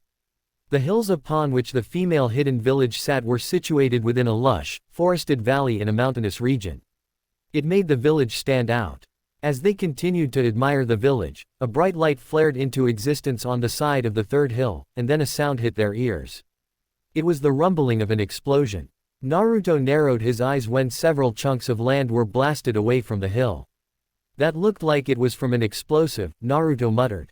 An explosive note or a jutsu. Look. Ino pointed at something. The village is burning. Naruto didn't need to follow her finger to see what she meant. Smoke rose from within the village. Even as he watched, one of the towers located within the third hill crumbled as it was struck by an explosion. More gouts of flames soon rose into the air in other locations too. They couldn't waste any more time. Let's move, he ordered. Right. Leaping off the branch they had been standing on, the group rushed toward the village. XOX. It was absolute chaos everywhere she looked. The village quaked and rumbled as explosion after explosion rocked the buildings. People ran everywhere, creating pandemonium no matter where she looked. Screams rent the air. Wails pierced the night. The clash of steel on steel echoed all around as smoke and ash rose high into the air. Shizuka cursed as several ugly brutes wielding swords rushed her from the left, right, and front. She slid around the first one to reach her when he thrust out his sword. It was a clumsy move. A rookie could have dodged it. Having ducked low, she came up, twisting her body to increase the power of her thrust as she slammed her wind-covered fist into his torso. Nadeshiko Ryu Koha Reppuken. The force of her strike produced a powerful shockwave that liquidized the man's insides, killing him instantly. As the dead thug soared through the air, Shizuka spun around and blocked a series of swift slashing attacks from another sword. She knocked the man's blade wide. Then, stepping into his guard, she delivered a swift series of jabs that left him stunned before. Finally, she leapt into the air, flipping around, and delivered a powerful falling kick. Nadeshiko Ryu Koha Senkaiguri. She had coated her leg in wind chakra to increase her cutting power. Her foot sliced straight through the man, who fell backward as blood gushed from his open wound, splattering against the ground and creating a pool underneath his corpse. Now on the ground, Shizuka spun around and delivered a powerful spinning heel kick to the jaw of another. His attack was so powerful that the man's neck snapped with a sickening crack. As he fell like a marionette with cut strings, Shizuka diverted a sword aimed at her torso, then stepped forward and delivered a bone-shattering punch to a bandit's torso. More than half a dozen thugs were still coming at her. They were further away, but it wouldn't be long before they closed the distance, if she was willing to let them. Nadeshiko Ryu Shinku Enbu. Producing several kunai, Shizuka held them between each of her fingers, 4 per hand, and swiftly threw each one with pinpoint accuracy. Her kunai never missed their mark. One struck the neck of a thug. Another pierced one's left eye. That one went down screaming. Still another slid between segmented samurai armor and pierced an enemy's heart. The bandits went down, some wailing in pain, while others died straight away. Lady Shizuka. A voice called out as the last enemy near her died. A person dropped from the sky, landing in a crouch before her. She stood quickly, her imposing figure easily towering over the much smaller Shizuka. Her angular face was framed by short brown hair, and her lips were painted with a dark shade of red lipstick. Her backless red bodysuit was torn in several places. She wasn't wearing her usual mesh armor. The burns on her body led Shizuka to believe the armor had been destroyed. Takiwa, is it them? Asked Shizuka. It is, Lady Shizuka. Takiwa nodded in confirmation. We've currently evacuated all of the civilians to the largest structures. We're doing our best to push back the invaders. Fortunately, it looks like Akuma is not with them this time. Thank the gods for small miracles, Shizuka muttered before steeling herself. Come, let us push these invaders back. Yes, Lady Shizuka. Together with her attendant, Shizuka joined the fight with the other kunoichi of her village. The world around her became one of blood and dying screams as she fought to destroy the people invading her home. The clang of clashing steel, the scent of iron in the air, a series of blurry images as she and her attendant fought their way through numerous enemies. However, it seemed there were even more enemies this time than last time. They filled the streets, bandits and low-lifes wielding swords and daggers. Her people were quickly overrun. To her left, a woman went down underneath a horde of disgusting vermin. They didn't kill her, though. One of the men jabbed something into the woman's thigh, which caused the young Kunoichi's eyes to roll into the back of her head as her body went limp. Then the group lifted her up and Nunta gently began carrying her away. Stop, scum! Shizuka, Takiwa, and the others tried their best to keep the girl from being taken, but there was a literal wall between the girl and them. It wasn't long before the group disappeared with her Kunoichi.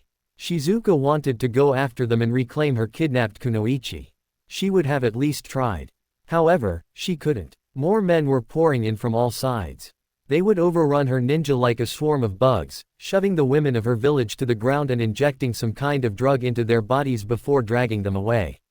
Shizuka fought desperately. She snapped one bandit's neck, crushed the skull of another, cut through multiple more, and even used one of her most powerful jutsu to wipe out over a dozen of them. Yet no matter how many she killed, more would always take their place. Before she knew it, the only ninja remaining by her side was Takiwa and a handful of others. Despite the desperate panic she felt to rescue her comrades, Shizuka refused to give up. She stood back to back with her fellow Kunoichi. The stench of numerous unwashed bodies made her nose wrinkle as the men closed in around her. If this was to be the end, she would make sure to take all of these people down with her. Kage Bunshin no Jutsu. Yet before she could steel herself for the next bout, several dozen figures suddenly invaded the area, rushing in from between buildings and jumping down from roofs. Some carried kunai, some fought barehanded, some even threw shuriken. They crashed against the bandits like an orange tidal wave, decimating the army that had been overwhelming Shizuka's forces with an even more overwhelming force. Beyond the shock of seeing so many people suddenly fighting against the bandits, Shizuka felt hope swell in her breast as she recognized who those people were. That's Naruto. Yes, it was dozens of Naruto clones that had rushed to her aid, and they weren't alone. With them were two other Kunoichi.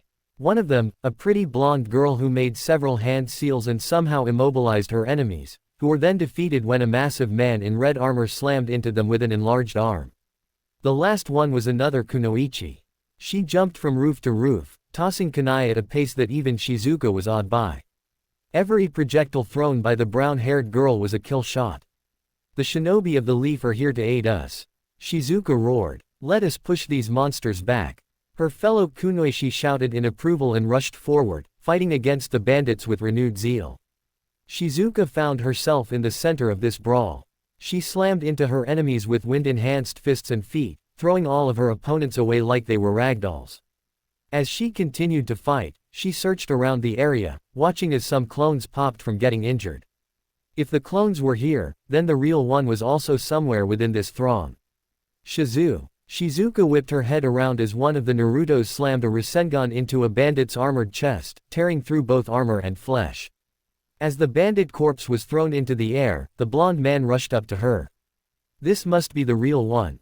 Naruto. Shizuka smiled even as she crushed someone's face in with a powerful punch. I'm so glad to see you. Naruto's sunny grin lit a flame inside of her. We'll talk later. For now, let's drive these assholes back. Right. The fighting did not last much longer as, with the arrival of Naruto and his Konoha shinobi, the bandits seemed to lose their will to fight.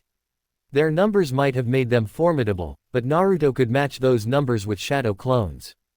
Also, unlike the bandits who couldn't replace the people they lost, Naruto could create new clones every time one of his were dispelled.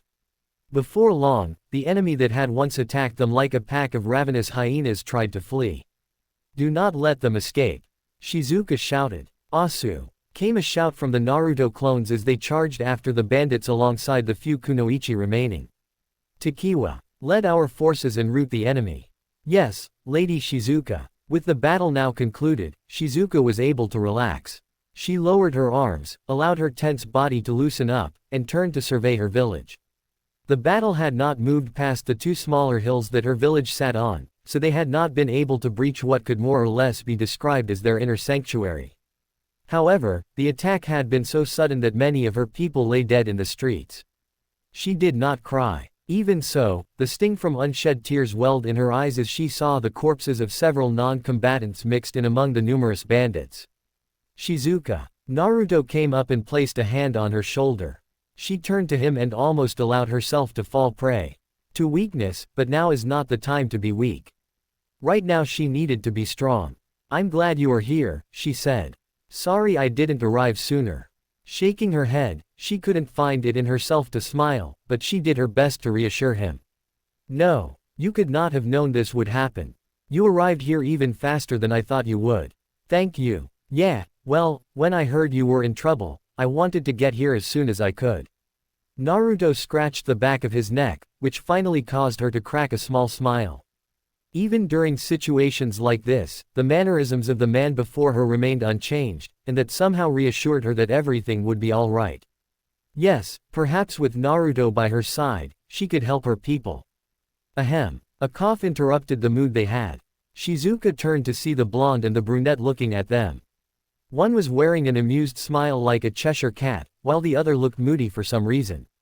Who is this, Naruto? Asked the blonde girl. A friend of yours. Or is she something more? At this question, the girl raised her right hand, stuck out her pinky, and wiggled it for emphasis.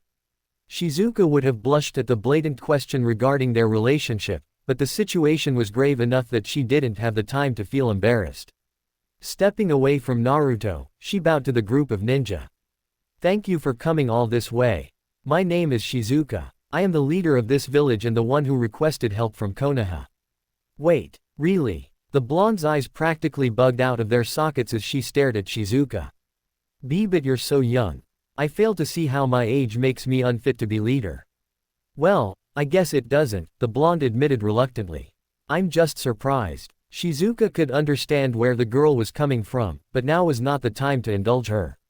She bade Naruto and his squadron to follow her.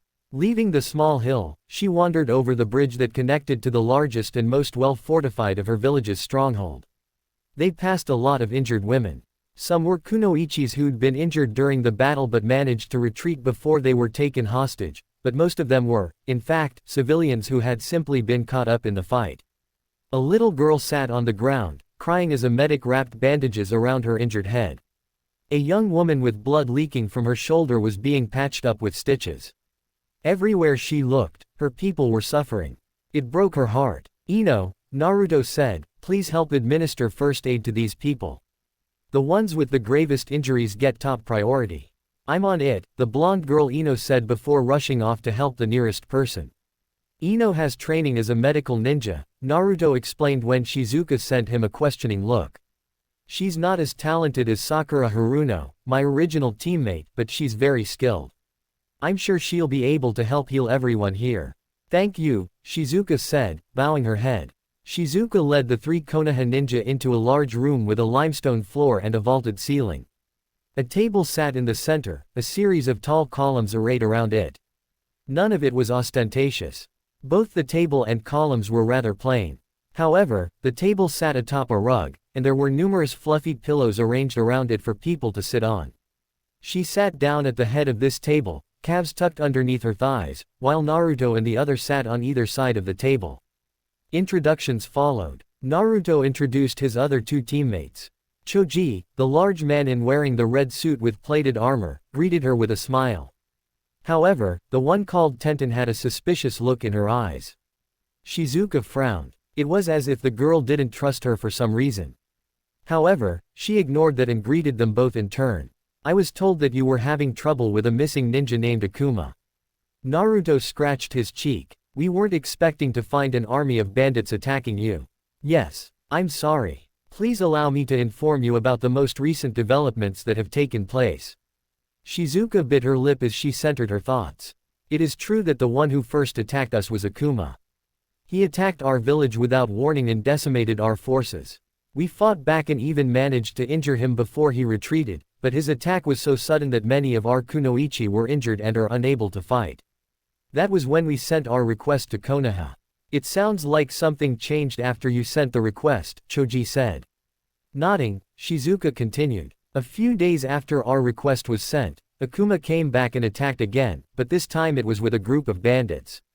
We fought them off. Takiwa and I even managed to force Akuma into a standstill, but while we were distracted, the bandits who attacked our village made off with several of our kunoichi. Gritting her teeth, Shizuka hid her clenched fists underneath the table. That's when we realized they were not after our lives but our bodies. I can only assume they plan on selling us as slaves. Slave trading was a huge business. While many countries had made it illegal to sell and own slaves, barring a few very unique circumstances like criminal slaves who were forced to work hard labor as punishment for crimes committed, that didn't stop people from buying or selling them. There were a number of black market operations spread across the elemental nations that dealt with slavery. Do you know who's responsible for this? Asked Tenten. Surely these bandits aren't working on their own. Most bandits use rusty and dull weapons.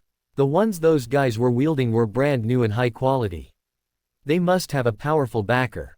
Sadly, we do not know anything other than what I've just told you. Shizuka took a deep breath to contain her frustration at her own powerlessness. I thought about sending some of my kunoichi out to see if we could gather intelligence, but...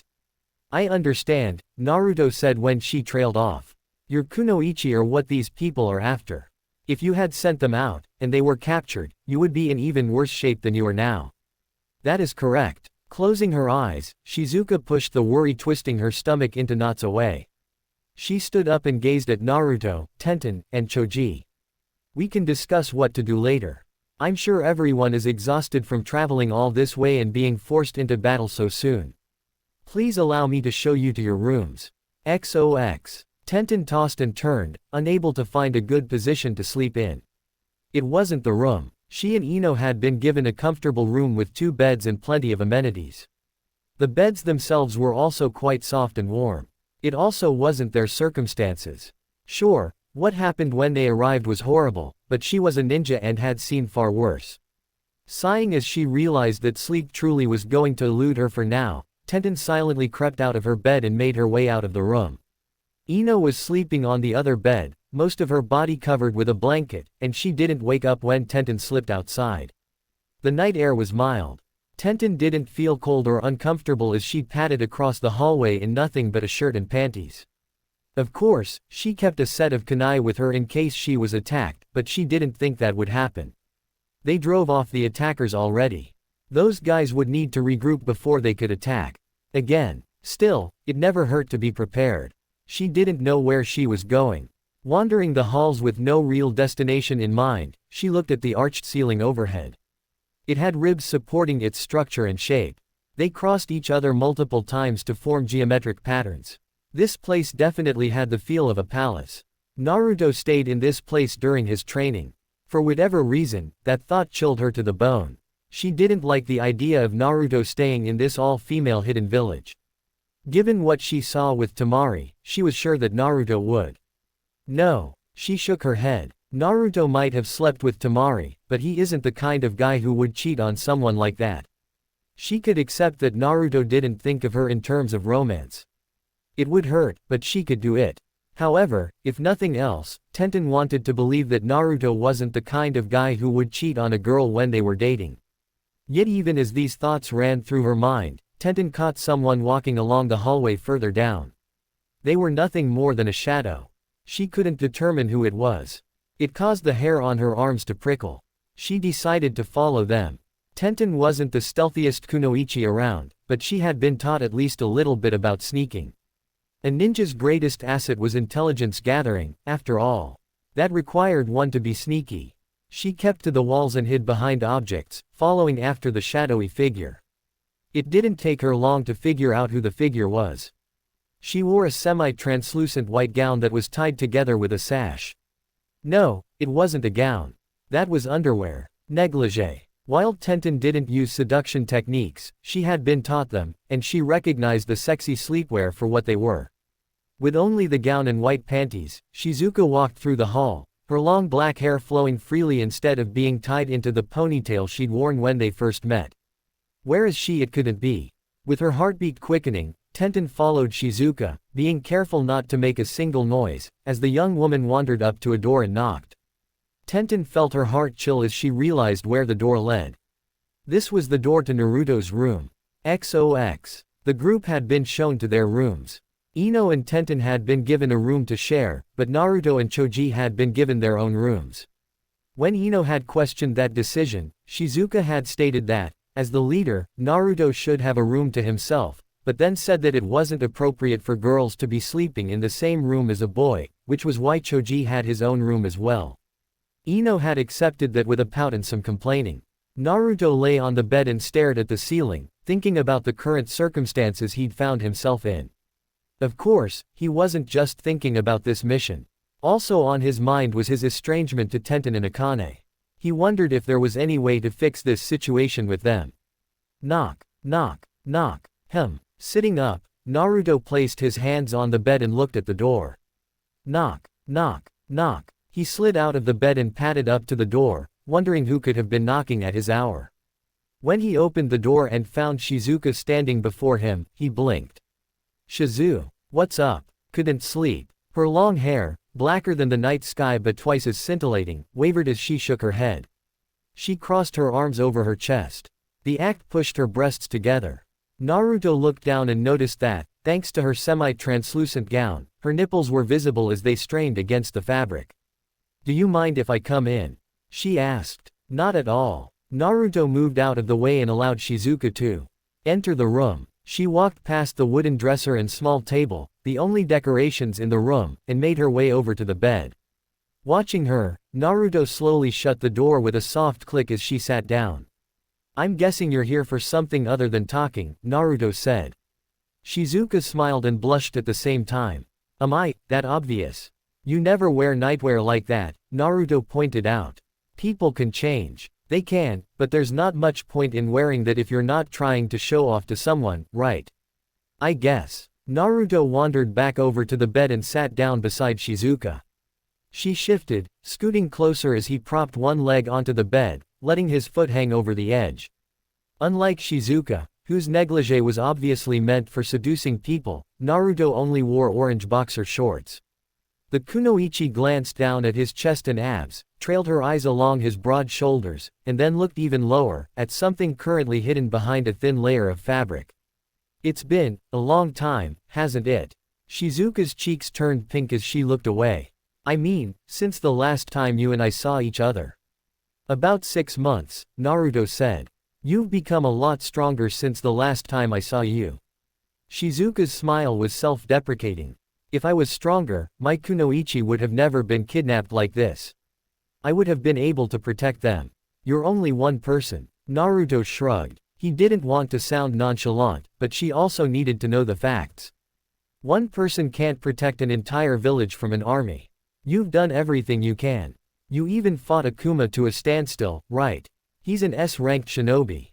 The fact that you could force him to retreat is impressive. I had help. It doesn't change how impressive it is.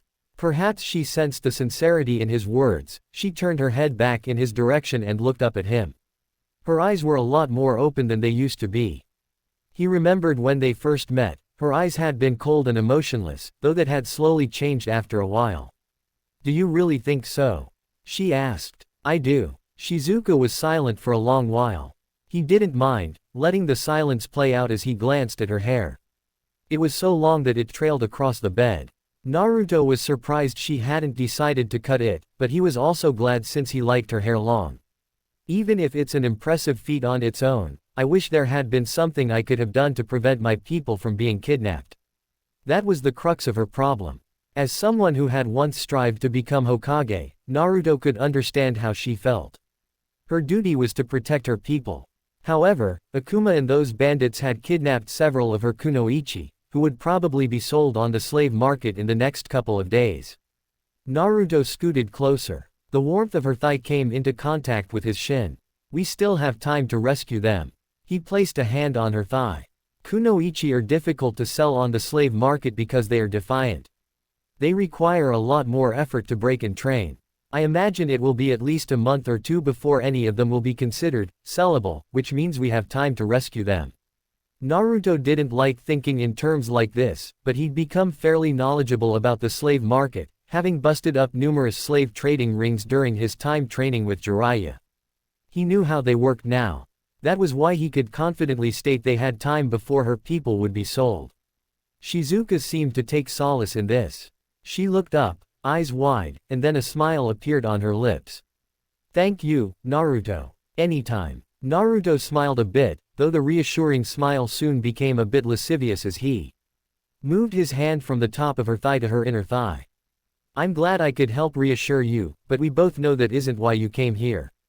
Shizuka's eyes went wide, cheeks flushing as Naruto stroked the area where her thigh and crotch met. And no, if you really just wanted me to reassure you, Naruto continued, you wouldn't have come to me dressed like this, right? That's just, Naruto didn't give Shizuka time to respond as he leaned down and nibbled on her ear. A gasp escaped her mouth. Her breathing became slightly ragged. What do you want, Shizuka?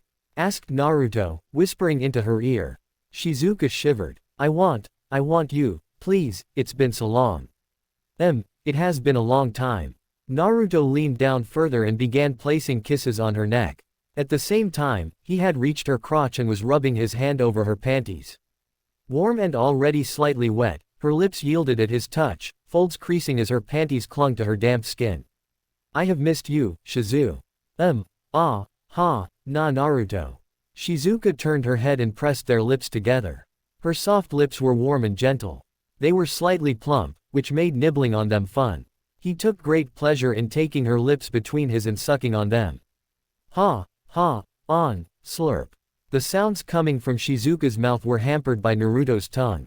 He ran his tongue over hers, stirring up the saliva in her mouth, mixing it with his own. Shizuka gulped it down as lewd slurping noises issued from her mouth. She couldn't drink all of it, however, and several trails of drool leaked from between their lips, though neither of them cared. Naruho. Her muffled mumbling was accompanied by her hands rubbing his crotch over his boxers, quickly arousing his dick from slumber. Once she had made him hard, she worked him out from the hole in his boxers and wrapped her fingers around his shaft. Shizu, that feels so great, Naruto mumbled between kisses and dueling tongues. Your fingers are so soft, but so strong too. I'm glad. Naruto felt an electric current race through him as Shizuka stroked him from the base all the way to the head, which she would rub and tease before going back down. Her hands were soft and delicate, but they were also strong. The calluses from years of training with weapons had created a contrasting field that sent pulses through his cock. You've gotten, slurp, you've gotten so wet, Shizu.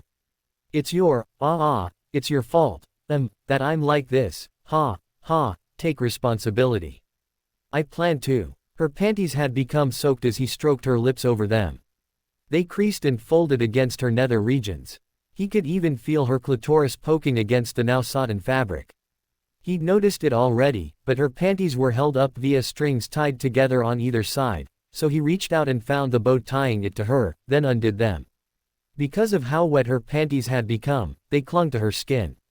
He peeled them off. Now exposed, Shizuka instinctively tried to close her thighs, but Naruto reached down and placed his hand over her sex. Shizuka jerked away from his lips and threw her head back to release a passionate cry. Her body shook, tits jiggling and bouncing as she spasmed like she'd been shocked with a lightning jutsu. Don't tell me you just came, Naruto said with an amused smile. Her hand had stopped stroking him, but he didn't mind. Shut up, Shizuka huffed. I haven't done anything for a long time. That's so, Naruto hummed. Then you might want to brace yourself. Naruto didn't give Shizuka time to say anything as he pushed his index finger past her folds. It didn't take much effort on his part.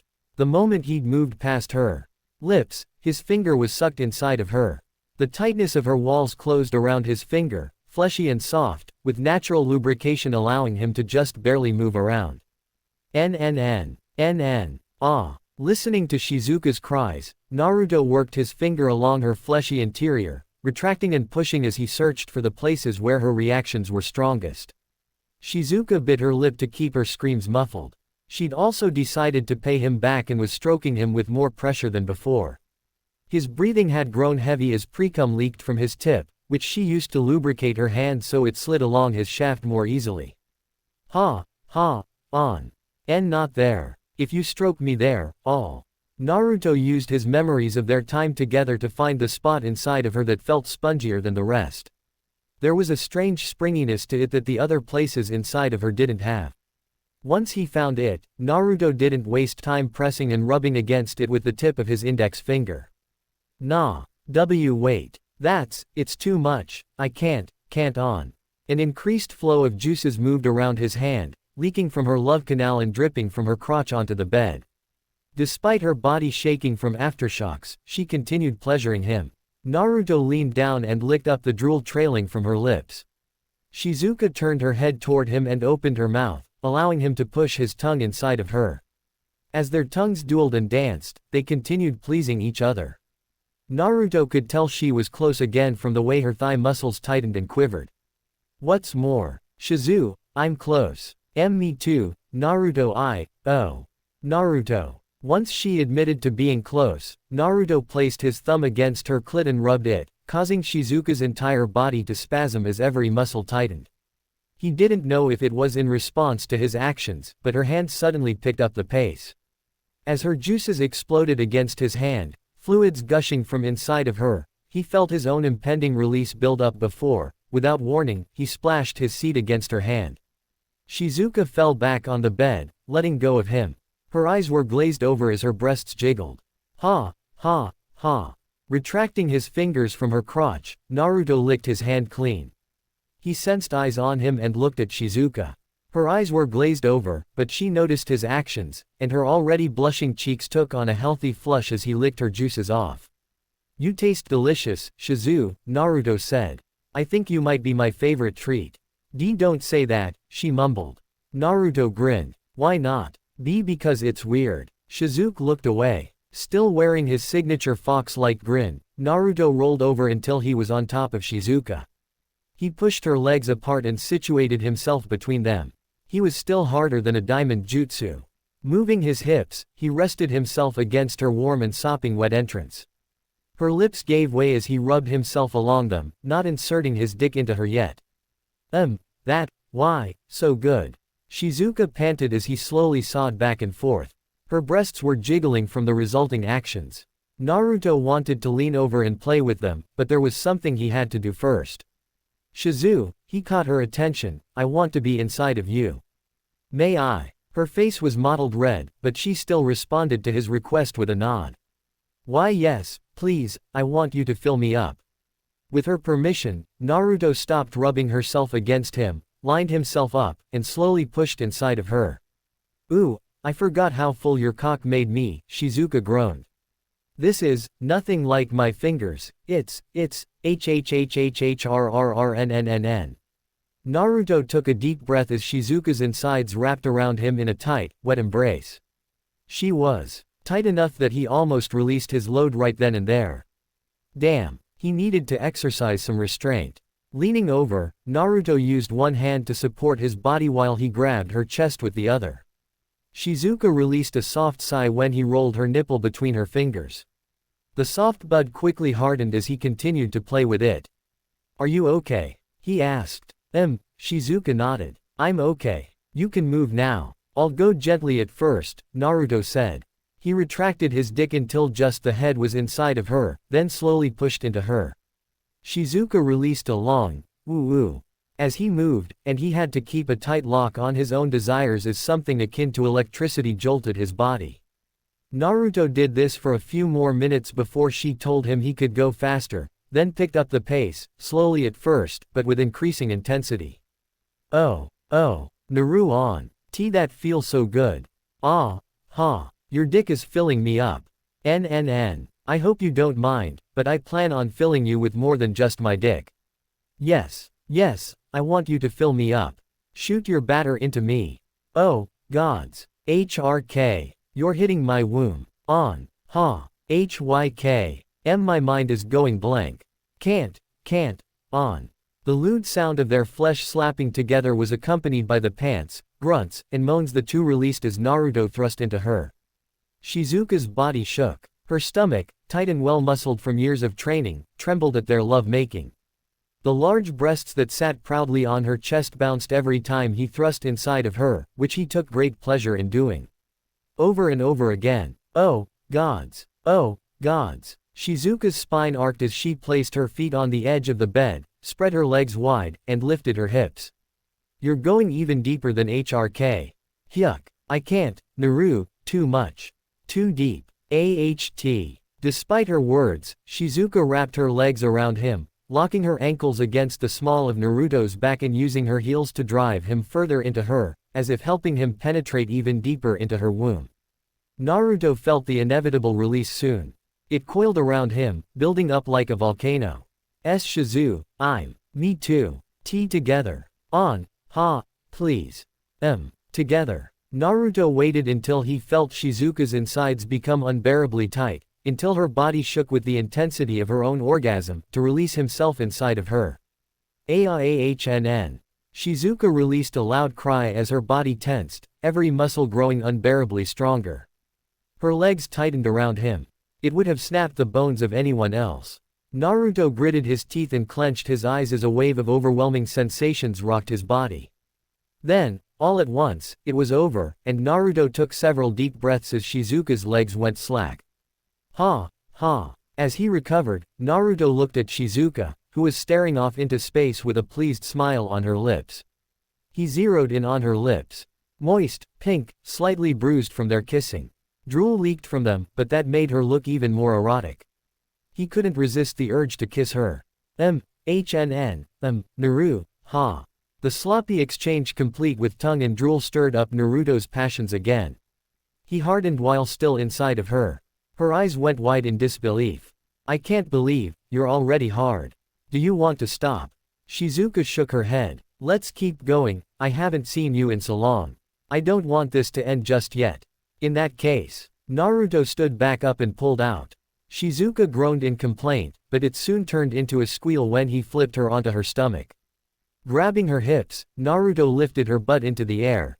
Perhaps realizing his intentions, Shizuka tucked her legs beneath her and raised her hips as he lined himself up with her entrance. Their cries of passion filled the room once more. Little did they know that someone else was watching them. XOX. Tenten could not believe her eyes, and though she tried to look away, her eyes refused to remove themselves from the crack in the door. She had followed Shizuka here. When Naruto entered and let Shizuka inside, she had pressed her ear against the door and listened to their conversation. It had been intimate. Very intimate. Tenten had actually felt bad for eavesdropping on them, but then something had changed. The sounds coming from the room were less conversation and more animalistic cries of pleasure. Against her better judgment, Tenten had opened the door and peeked inside. What she saw rooted her to the spot. Naruto and Shizuka were having sex. Hot, passionate, love-making. Their sweaty bodies converged together, their tongues danced, their moans created a symphony that complemented their every action. It was just like when Naruto and Temari had gone at it. Tenten had wanted to run away like she did back in Suna. She didn't. Her body had remained rooted to the spot. What's more, as she watched Naruto and Shizuka go at it, her own body became hot, overwhelmingly so. Clamping a hand over her mouth, Tenten felt heat spread across her face and neck. She looked down. Somehow, without her realizing it, her other hand pressed against her crotch. I shouldn't be doing this. Even though she knew she needed to stop, her body refused to listen, and she peeked back into the door while slipping her hand into her panties and finding her entrance. She watched Naruto and Shizuka have sex, listened to their cries and moans of passion, and pleasured herself.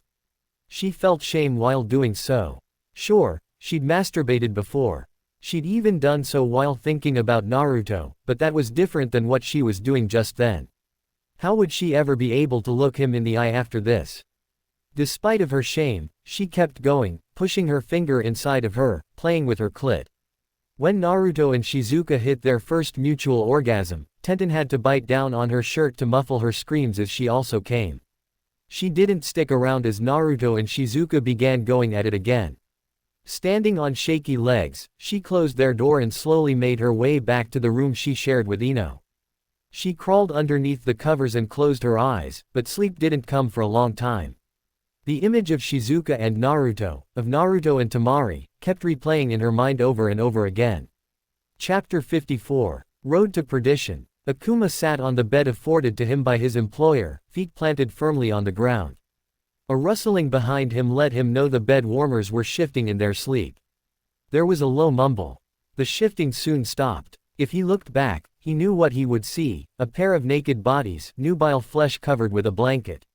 The two on the bed with him were not but slaves. His employer had given him these two to do with as he pleased. They were nothing special, a cute pair of girls who'd had the misfortune of being sold off by their families. He didn't know anything about them beyond that. He didn't care to know. He was completely naked, like the two still sleeping, but unlike their perfectly unblemished skin, his rippling body was covered in scars. Akuma had lost track of how many scars he had. Several crisscrossed over his chest and stomach, many lined his shoulders and back, and quite a few stood out against the dark skin of his legs. Among the many scars were several large, ugly bruises. Unlike the scars, which were old, these bruises were recent.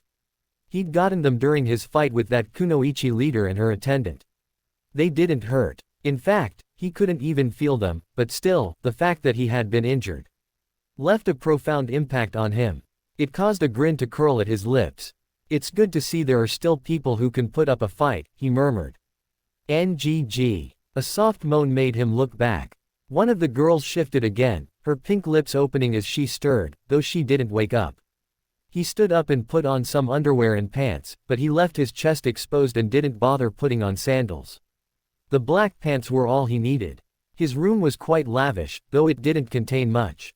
Aside from the comfortable bed and dresser with his pants, there was nothing else, no art, no decorations, nothing. A warrior such as himself didn't need anything else. Leaving the room, Akuma wandered a well-lit hallway that was far too opulent for his taste. He ignored the gaudy art as the floor beneath his feet swayed slightly.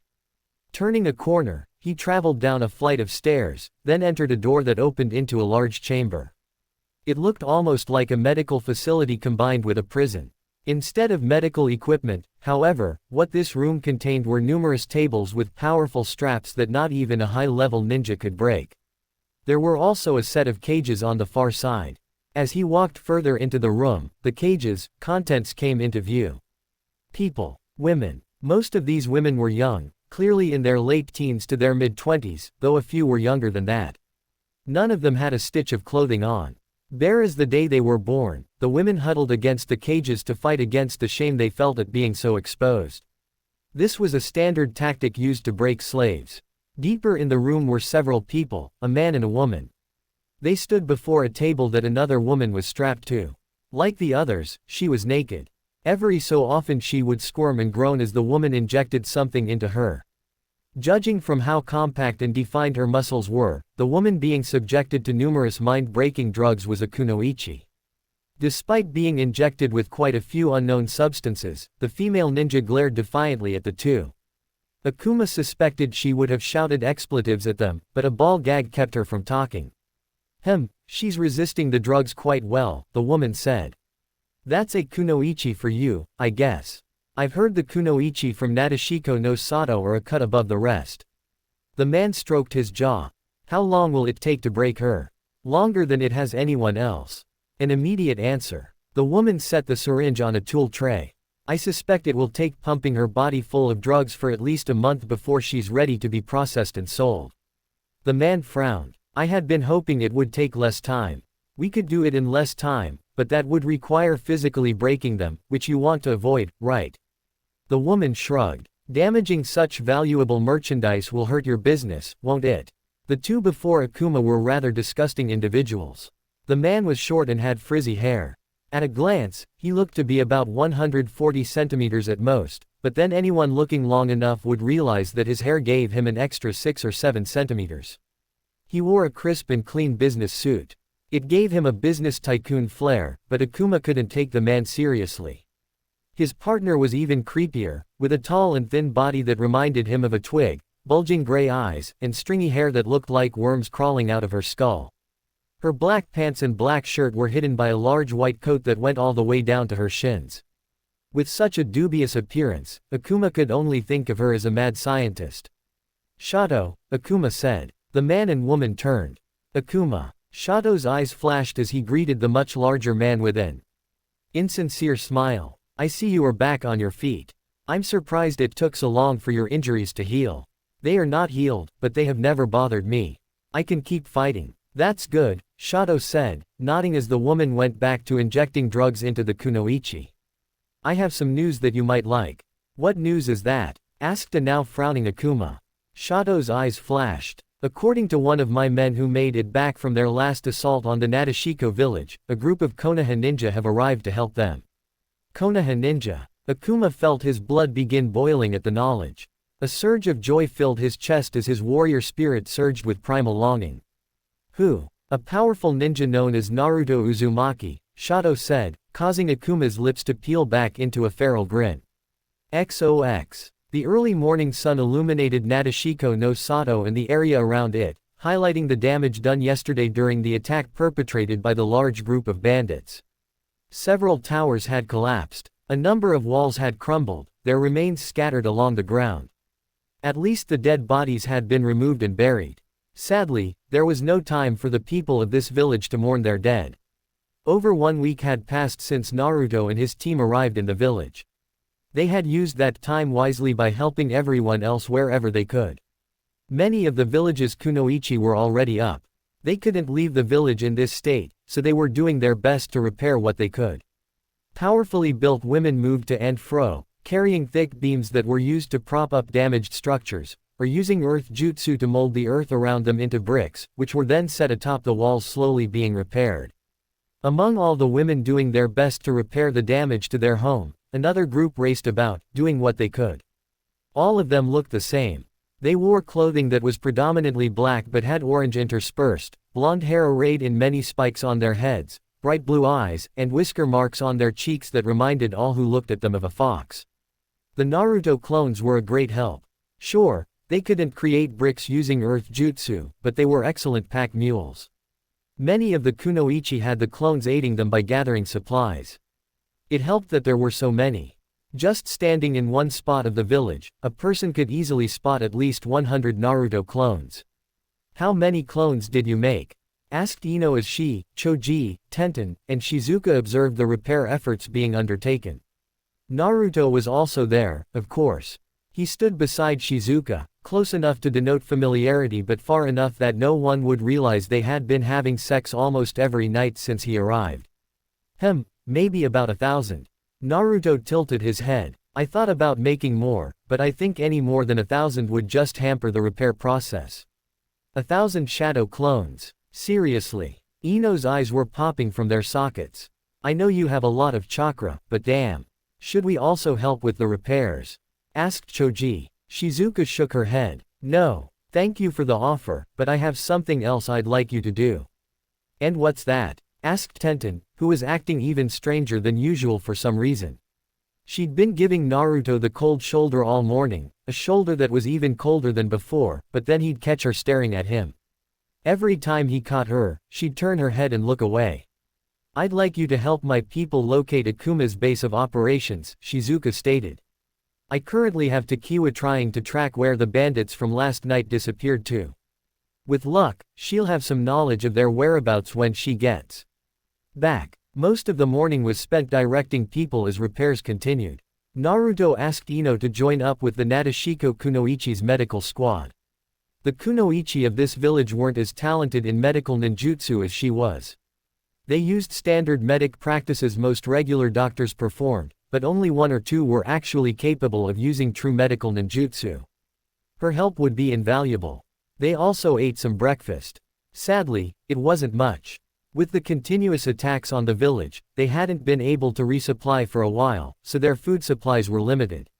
Nadeshiko no Sato was not a self-sustaining village like Konoha, which had numerous fields, gardens, and farms specifically catering to the creation of foods and raising livestock. When they needed food, they went hunting for wild boars and other animals, picked fruits and berries from the forest, and bought sacks of rice and flour from the nearby village. Sorry I don't have much food, Shizuka apologized as Naruto, Choji, Ino, and Tenten ate breakfast with her in the meeting room. It's fine, Choji spoke between mouthfuls of food. I stocked, munch, plenty of food, that I can share with everyone. Shizuka smiled. I appreciate that. The food that had been prepared for them was nothing fancy, a simple fare of bread and bagels with some spreads and berries. When Shizuka had said they didn't have much, she had really meant it. This was some of the last remaining bits of food. Naruto felt bad they were wasting it on him and his team, but Shizuka had insisted. I'll create some clones and have them forage later. Is this really all you have? Asked Ino as she slowly nibbled on a bagel. Tenten sat next to her, listening in on the conversation but not offering to say anything in turn. It is. Shizuka took a shuddering breath as if recalling something unpleasant. Because our village can't sustain itself, I sent a squadron to a nearby village to buy supplies. However, the ones I sent out never came back. I sent out another squadron, thinking something must have happened to them along the way, but that squadron also disappeared. I eventually went out myself, bringing almost a dozen of my most trusted kunoichi, and we discovered what appeared to be the scene of a great battle. Biting her lip, Shizuka smeared some jam on her toast and took a slow bite. Her eyes glazed over as she chewed. There were a few corpses, but they were all bandits and thugs. None of our kunoichi were among them. One of my kunoichi specializes in forensic and tracking. She was able to figure out from the scene that our kunoichi had been kidnapped. Once I realized someone was targeting us, I stopped sending out kunoichi, but that's when Akuma attacked. Shizuka's grave expression was slightly ruined by the jam on her face. Naruto sighed as he leaned over and used his finger wipe off the jam. Returning back to his original position, he inserted the finger into his mouth and licked it clean. The act was so natural that he hadn't even realized he'd done it until Ino whistled at him.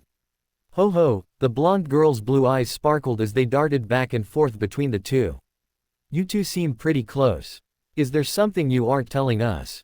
Naruto froze as he realized his mistake several seconds too late. Should he say something? It wasn't like he cared if people found out about his relationships. Shizuka, Temari, Koyuki, all of them already knew about each other, and they were the ones whose opinions and thoughts mattered the most. It didn't matter to him if someone else found out. Yugito also knew. However, their relationship had yet to move beyond simple flirting. Before he could say anything, Shizuka spoke up, her expression quite serious. Naruto and I are very close. We are lovers, after all. While Ino's eyes went wide with delight, the delight of a gossiper who'd discovered a juicy piece of information, Choji began choking on his food. He coughed several times and pounded his chest to dislodge it. Meanwhile, Tenten froze. Of all the people present, her reaction was the most surprising, mainly because she didn't look surprised. When did this happen? How did this happen? Naruto, you dog. Why didn't you say anything? Asked Ino, who looked so joyful she could hardly contain herself. The girl was practically drooling as she leaned over and looked between him and Shizuka. It happened during the time I spent training here, obviously. Naruto maintained a calm mask. And I didn't say anything because it's not important to the mission. Let's focus on how we can help the village instead of my love life, yeah. Ah, that's no fun. Come on. Ino wore what might have been the most lecherous grin he'd ever seen on a girl. You can tell me about it. I promise I won't tell anyone else. Naruto gave his fellow blonde a deadpan stare. I wouldn't trust the promise of a gossip if my life depended on it. In either event, there's really nothing to tell. We met up, trained together for several months, and became intimate. That's all there is to it. With a heavy sigh, Ino leaned back. What a boring story. Naruto rolled his eyes. Sorry for being boring. Breakfast continued, but this time, Ino and Choji kept stealing glances at him. Naruto would have sighed if that wouldn't have broken his mask. It wasn't like he couldn't understand their curiosity. From their perspective, he probably wasn't that great of a catch to begin with, and they likely wondered why someone like Shizuka was so interested in him. Well, Ino was probably wondering that. Choji was likely just curious. The big lug had been one of Naruto's friends since their academy days, and he was too kind to think poorly of someone else. Naruto looked at Tenten. The brown-haired girl was still nibbling on a bagel, ignoring the rest of the world. For whatever reason, the air around her felt even colder than before, but then, he reasoned that she probably didn't like hearing about how he was intimate with yet another woman. First Temari and now Shizuka. Yeah, he could see how she'd be pissed. I get the feeling I'm never going to make things right with her. Maybe he should give up.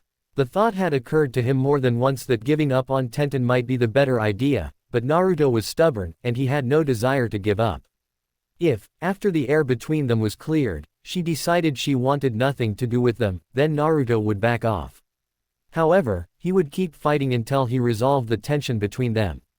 If nothing else, he didn't want to lose Tenten's friendship. As they finished off the remainder of their breakfast, Takiwa entered the room and knelt before Shizuka. "Have you found anything?" The young village leader gazed at the woman. Takiwa bowed her head. "We have not found the bandits or their hideout. However, we did manage to locate something that I believe may lead to it. Several clicks from the nearest village is a mine. It goes underneath the mountains and, we suspect, the ocean. According to several maps we managed to acquire, it leads to another exit near Nami no Kuni. We've investigated the mine, and there are signs that people have been using it." "And you believe the ones using it are the kidnappers?" asked Shizuka. "Yes." Shizuka cupped her chin and furrowed her brow. Naruto gazed at her before looking back at Takiwa. Thinking about the situation, there was a good chance that this mine led to their hideout, or was close to it. At the same time, there was a chance they weren't using it at all. It could have been something they did to obscure their whereabouts, making the kunoichi of this village think the bandits were using this mine when they were actually stationed even closer.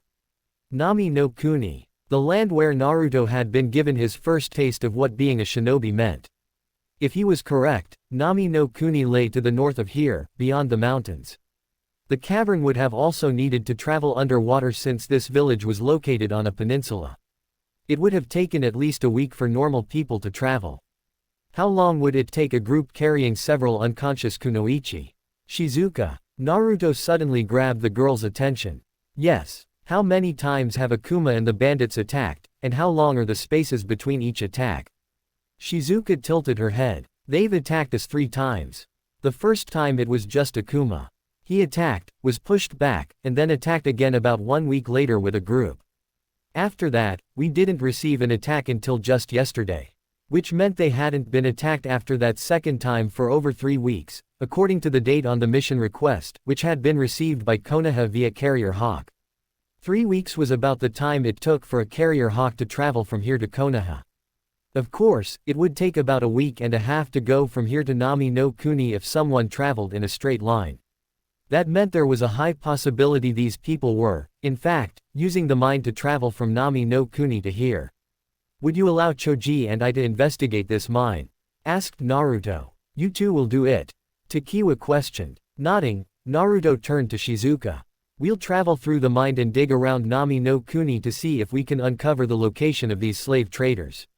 I'll have Ino and Tenten stay behind to help protect you, and I'll set up a perimeter of shadow clones to patrol the forests. In the event that he was wrong, his shadow clones could dispel and alert him to trouble if Nadeshiko no Sato came under attack." After pondering his suggestion for a moment, Shizuka nodded. "That sounds acceptable. I can't send any of my kunoichi out for obvious reasons. I would go myself, but I understand." Grinning, Naruto thumped his chest. "Just leave it to us." Smiling and nodding at his unbridled enthusiasm, Shizuka agreed with his proposal. About 1 hour after breakfast, Naruto and Choji set off for the aforementioned mine with Takiwa as their guide. XOX. While there was a lot of work to be done, Shizuka delegated most of the repairs to Takiwa, who was excellent at handling administrative work. Fortunately, there was no need to patrol the perimeter either. Naruto had created almost 2,000 clones for that task. While shadow clones were weak, they were good enough to alert everyone to the presence of a potential enemy. With one Naruto walking alongside her, Shizuka made her way toward the edge of her village. She wandered past buildings until she reached the outer wall, climbed up a set of stone stairs, and found the person she was looking for gazing out at the vast forest. The defensive wall surrounding Nadeshiko no Sato was a fortification used to protect the village from potential aggressors. Like most of the village, it was a masonry structure made of numerous thick bricks bound together with mortar. Another, smaller wall, lined to the outer edge of the fortification, though it was only about chest high. Several gaps marked where archers and long-range weapon users could rain arrows and kunai down on opponents trying to attack from the outside. Not that it had done much good against the slavers and Akuma. "Stay here please," Shizuka said to the Naruto clone, who gave her a silly salute and remained where he was. Shizuka walked up beside Tenten. While the girl didn't turn around, she had to have noticed Shizuka's presence by this point. The fact that the weapon expert hadn't addressed her meant she was being ignored. "You know, Naruto spoke an awful lot about you when he and Jiraiya came to this village," Shizuka said. "That's so. was all Tenten said in response. He would always talk about this girl he knew from Konoha. How she was an amazing weapons expert, how she was really strong, and how he admired her tenacity. Tenten didn't say anything, but her cheeks did grow a dark red as Shizuka continued to talk. Despite this, her face remained blatantly cold, perhaps even angry. "Do you hate me?" Shizuka asked. "No. I just don't really like you." Shizuka smiled in spite of herself. "At least you are honest." Naruto had once said that Tenten was one of the most stubborn people he had ever met, that she rarely changed her feelings on certain matters, and that once she made up her mind, neither heaven or earth could change it. Shizuka was starting to see what he meant. She clasped her hands behind her back and looked, not at Tenten, but at the sky above. "When I first met Naruto, I was in a very dark place. The man I loved had been killed, leaving me heartbroken. I felt like I would never be able to love again.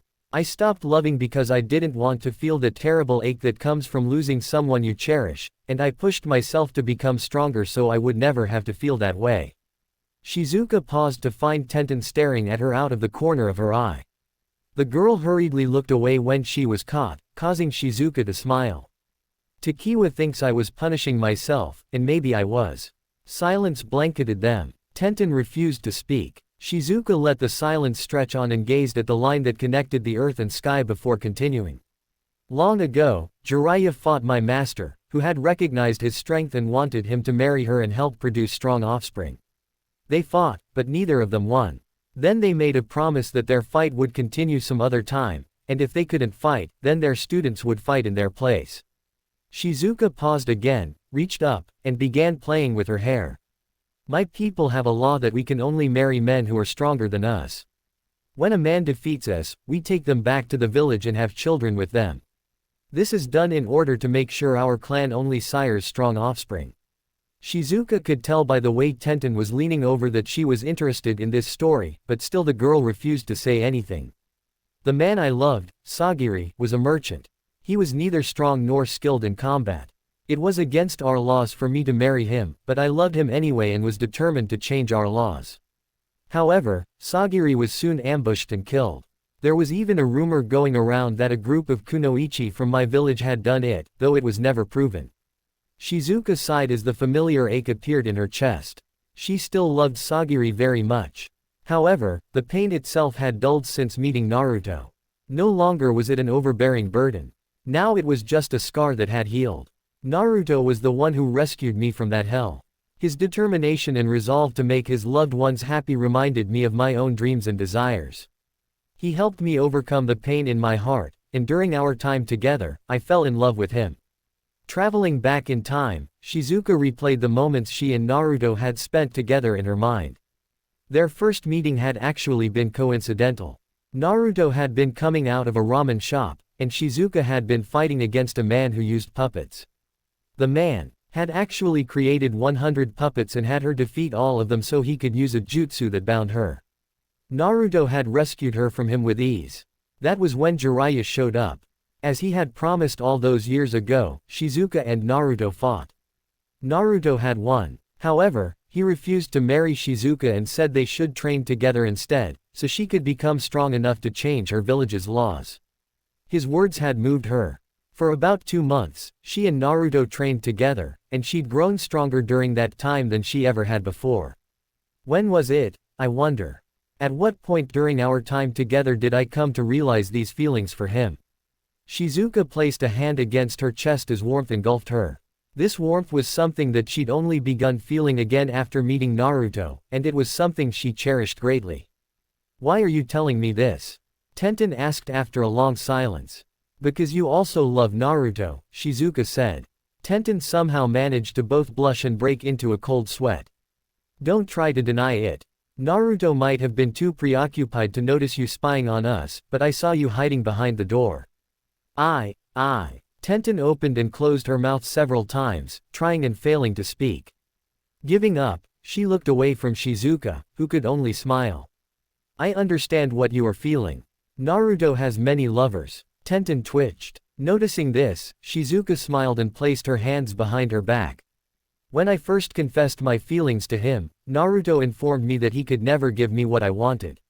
He said he couldn't produce children, couldn't get married, couldn't grow old with me, she sighed.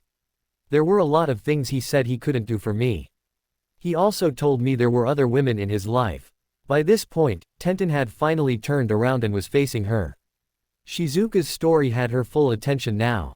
Curiosity was swimming within the weapon user's brown eyes. If he can't give you any of those things, why are you with him? Because even if he can't give me children, marriage, and a life where we grow old together, he has given me something that no one else has. Shizuka smiled at Tenten, his undying and unwavering support and love. It's true he can't grow old with me or have children. Marriage is also out of the question because I'll eventually die while he won't. Even though he knows this, knows it will hurt him, he has promised to love and cherish me until the day my time on this earth is over. A soft breeze blew across the defensive wall, causing her hair to rustle. Shizuka could feel Tenten's eyes on her as she patted imaginary dust off her knees, but she pretended not to notice the intensity in the other woman's eyes. Anyway, that's what I wanted to tell you, Shizuka said. I'm pretty sure I know what your problem is, and if you decide that what Naruto has to offer isn't what you want, then that's fine. But I don't think you should be angry at Naruto because he can't be what you want him to be. If you dislike the idea of not being in a loving marriage, just find someone else. With her words spoken, Shizuka began walking away, seeing no more point in remaining on that wall. She had more work to do. Leaving all of it to her aides would be irresponsible of her. She looked at Tenten one last time as the girl turned back to look at the mountains way off in the distance, and then she left. XOX. This is it, Takiwa said as they finally reached the mine that would supposedly lead them to Nami no Kuni. It had taken less than an hour to leap through the trees to reach this place. Naruto was grateful the trees in this forest were so sturdy. They'd blasted from branch to branch at a hellacious pace. The mine didn't look like much, but then, he guessed most. Mines didn't. Embedded into the mountain range, it appeared like nothing more than a doorway without a door. Worn-out wooden pillars were being used to support the entrance. It didn't look very sturdy. Naruto couldn't stop a small pit of worry from entering his stomach, the thought of traveling through here only to have the supports break and the ceiling collapse entering his mind. And you're sure it leads all the way to Nami no Kuni? Asked Choji, the expression on his face dubious. The big guy obviously felt the same way Naruto did. He was staring at the mine like it was a monster's mouth. We're positive, Takiwa affirmed with a nod. Technically, it leads to Hai no Kuni, but it is close to the bridge that connects Hai no Kuni with Nami no Kuni. I guess there's nothing to it, then. Naruto wanted to cry at the idea of going through this freaky-looking mine, but he sucked in his tears and tried to think about the positives. He would be able to see Inari and old man Tazuna again. That would be fun. What else was good? Oh, he'd be able to see what had happened to Nami no Kuni after he and Team 7 beat those slimes working for Gato. That was a good thing. All right. Come on, Choji. Are you sure it's safe? Nope. But let's go. Choji was even more reluctant to go through the mines than he was, but he followed Naruto anyway. They said goodbye to Takiwa, who informed them that she would tell Shizuka they had gone off before hopping back into the trees. He wished her a safe journey. The mine was dark. From the moment they entered and began walking down the sloped path, Naruto's eyesight was hampered by a complete lack of light. Fortunately, he had night vision, which allowed him to see despite this, but it took some getting used to. Ouch. Choji was not so lucky. Careful. It looks like there's a railroad track here.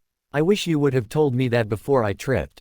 Sorry. Reaching into his pouch, Naruto took out 2 glow sticks, snapping them both to activate the glowing gel inside, and then handing one to Choji. Thanks to the glow sticks, their surroundings were illuminated. Dark shadows danced along the cracked walls. Jagged points and sharp tips created bumpy outcroppings.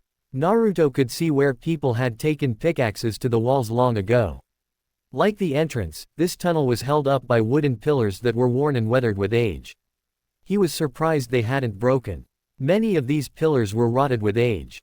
This place is kinda creepy, isn't it? Asked Choji. Naruto nodded. Yeah, though I'm mostly worried about the mine's structural integrity. I don't mind if it's a little creepy. The tunnel eventually opened into a large, cavernous space. Naruto narrowed his eyes as he used his enhanced vision to peer beyond the paltry 5 meters of light offered by their glow sticks. Outside of there being numerous passages they could travel through, not all of them were located on the ground. He looked up. Several natural land formations extended from one side of the room to the other, acting as bridge that people could cross. It looks like there are several different routes we can take, Naruto murmured. Really? Choji asked. Yeah, hang on. Sighing, Naruto lifted his hands and created several shadow clones. He had them pair up and travel down a passage. The groups all saluted with a loud, "Asu," and darted off, disappearing through one of the darkened tunnels. He watched them go. They'll dispel once they reach the end, letting me know which of these routes we should take. Huh, those shadow clones sure are useful, Choji mumbled. Shadow clones are used primarily for reconnaissance. Naruto shrugged. I had no idea. A short silence descended upon them, but Naruto paid it no heed as he thought about what their next move should be. Obviously, they would be heading to Nami no Kuni. However, that was only the first stage of what they needed to do. He would need to speak with Tazuna, find out who was in charge, and inform them that several kunoichi had been kidnapped and were likely being held captive there. This is going to cause an international incident. Naruto almost groaned at the thought. However, just before he could really let the political ramifications of all this sink in, two of his clones dispelled. No, they were destroyed. Images filtered into his head. A horde of people charging down a tunnel. One of them was far larger than the rest. A massive man who towered over everyone else had slammed into his clones before they knew what hit them. That must have been Akuma. Choji, it looks like we've got company coming. What? Really? Yeah, so let's get off the floor and find a place to hide. Follow me. Naruto rushed toward the nearest wall, channeling chakra to his feet as he ran up it, and then curved around toward one of the naturally formed bridges. Choji followed him. They both lowered themselves into a crouch and peered over the edge. They had smothered their glow sticks, so his friend couldn't see anything, not at first, but then a light emerged from the end of a tunnel. Several dozen figures soon burst from the tunnel. Their clothing was not what he had expected. Black chest plates, shoulder pauldrons, greaves, and a black bodysuit covered each of them. An orb was embedded into the center of their chests. Chakra armor. These son of a bitches had chakra armor. Strapped to their sides were weapons. Swords. Knives. They were mostly standard weapons used by lowlifes, but Naruto noticed what Tenten had spotted last time. All their weapons were new. Their employer has some deep pockets. There were so many people down below that Naruto couldn't even count them all. He stopped after reaching 500, but more kept pouring in as the seconds ticked by. They filled a good portion of the room with light from their lamps. It looked like they were getting ready to attack Nadeshiko no Sato en masse. Among the group, one of them stood out the most. He was huge. Massive didn't even begin to describe him. At a guess, Naruto would have said he was about 20 or 30 centimeters taller than Kisame. However, while Kisame had a thinner build, this man was a mountain of meat. His muscles were bulging and rippling, stretching his dark skin taut. Flaming red hair tied into a strange topknot that spiked out like crystallized fire.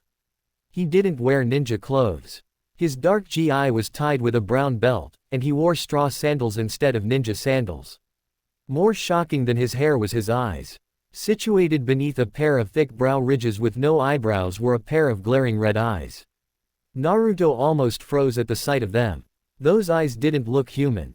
His comrades, a term Naruto used loosely, seemed to think so as well, for they kept a certain distance between them and the man, who could only be Akuma. Wasn't there supposed to be someone around here? One of the thugs asked in a shaky voice. I thought you said the one who created those clones was here. Never mind that, Akuma's cold voice sent chills down the spines of those around him. Keep moving. All right. The bandits didn't hesitate to follow his orders, traveling through the tunnel that Naruto and Choji had just come from, obviously on their way to attack Nadeshiko no Sato. Should we attack them? Asked Choji in a hushed whisper. Naruto thought about it but shook his head. There's too many, and I don't want to risk the mine caving in on us. We'll wait. While the bandits wouldn't be a problem, the real threat was Akuma. Naruto didn't know everything about his fighting style, but Shizuka had stated that the man's attacks were powerful and destructive, capable of demolishing buildings in a single blow. He didn't want to risk getting caught in a cave-in should they fight. As the last bandit left, Akuma walked almost casually over to the tunnel. He didn't walk through, though. Grinning, he looked around the cavern as though searching for him and Choji. I might not know where you are, but do not think I can't sense your presence, Kyuubi Jinchuriki. Naruto stiffened. Akuma chuckled. I can feel the presence of that malignant chakra inside of you, even if you're masking it well. Once I finish my mission in Nadeshiko no Sato, you and I will have a bout, but until then, just stay here. What? Naruto had only a second to ponder Akuma's words before the man slammed his fist into the cavern wall. A massive crack split the wall, starting from his fist and growing wider by the second. Akuma sent one last grin into the room before disappearing down the tunnel. Naruto's eyes widened as he realized what was happening. Quick, Choji, let's move. What? Right. Naruto dropped from the bridge and rushed toward the tunnel. The cracks had spread by now. They were all along the walls and ceiling. Several massive chunks of stone fell around them, but Naruto nimbly leapt left and right, zigzagging as he made his way toward the tunnel exit. Unfortunately, the tunnel collapsed completely. Rocks poured in from the tunnel as it caved. To make matters worse, the cavern around them was collapsing as well. Everything was shaking as the mountain itself seemed to crumble like a mud jutsu that ran out of chakra. If it wasn't for the chakra he was using to stick to the floor, he would have been knocked off his feet. Look out! Choji shouted as he stretched out his hand. Naruto looked at him, and then looked up, just in time to see what must have been an entire mountain's worth of rubble descend upon him. XOX. Tenten was still thinking about Shizuka's story several hours after its telling. She understood why that girl had told it to her. It was so she would understand where Naruto was coming from, but that was the problem. She did understand. For all her anger, she at least could say she understood Naruto's side of the issue. It's not like I don't want to forgive him, Tenten sighed. I'm just not sure what I want from him anymore. She wouldn't deny that her own desires had run along the lines of becoming Naruto's girlfriend, going on dates, and eventually getting married. Even though she knew it wouldn't happen after Naruto's transformation, that dream had still remained. That was why having it dashed so suddenly caused her to become angry at him. Because she didn't have anything to do at that moment, Tenten had been left to her thoughts as she patrolled the perimeter. The defensive wall went all the way around the hill. It encircled this section of the village to create an enclosure meant to protect them from attacks outside. She walked along, sandals thumping against the brick floor, not really paying attention to anything in particular. Tenten, a voice shouted from down below. Tenten stopped walking and turned as Ino raced up a flight of stairs, reached the top of the defensive wall, and grinned as she wandered up to her. Ino, Tenten greeted. Finished helping the medical ninjas? Yup. Ino kept smiling as she nodded. It was tough work. Turns out there were more injured than I thought. I ended up doing most of the work too because I can use medical ninjutsu, so it took a lot longer than I expected. I imagine it would. Ino had been helping heal the kunoichi and civilians of this village for the past week. Considering how much time had gone by, there must have been a lot more injured than either of them suspected. Tenten began walking again, and Ino followed her. A mild breeze caused the blue-eyed girl's blonde ponytail to get caught in the wind. Ino smiled as she tucked a strand of hair behind her ear, as though enjoying the sunlight warming her face. She had been doing more work than anyone else on their team so far. She probably wanted to rest. Anyway, it's pretty crazy, huh? Ino began. What is? Asked Tenten. That Naruto and Shizuka are lovers. What else? Ino's eyes sparkled like a gossip's as she clasped her hands in front of her. I never would have thought that Naruto would get a girl like that, or a girl at all. I know how much stronger he's become, but I still can only think of him as that bratty kid from our days in the academy who kept obsessing over Sakura. Well, I guess even idiots can grow up. The topic this conversation was taking wasn't something Tenten wished to discuss, but at the same time, a thought occurred to her. She glanced at Ino. Biting her lip, she debated whether or not to ask the question that had suddenly appeared within her mind. Something up. Ino seemed to notice before she could decide and tilted her head. Tenten sighed. Mind if I ask something? Not at all. What's on your mind? Hypothetically speaking, let's say you were in love with Naruto, but then you found out that he already had several lovers and was intimate with them. What would you do? I'd beat the crap out of him, of course. Ino's shout came complete with her raising an angry fist into the air and shaking it. There's no way in hell I'd let the guy the first like get away with something like that. Sleeping with other girl is off limits. And after you beat him up, what would you do once you cooled down?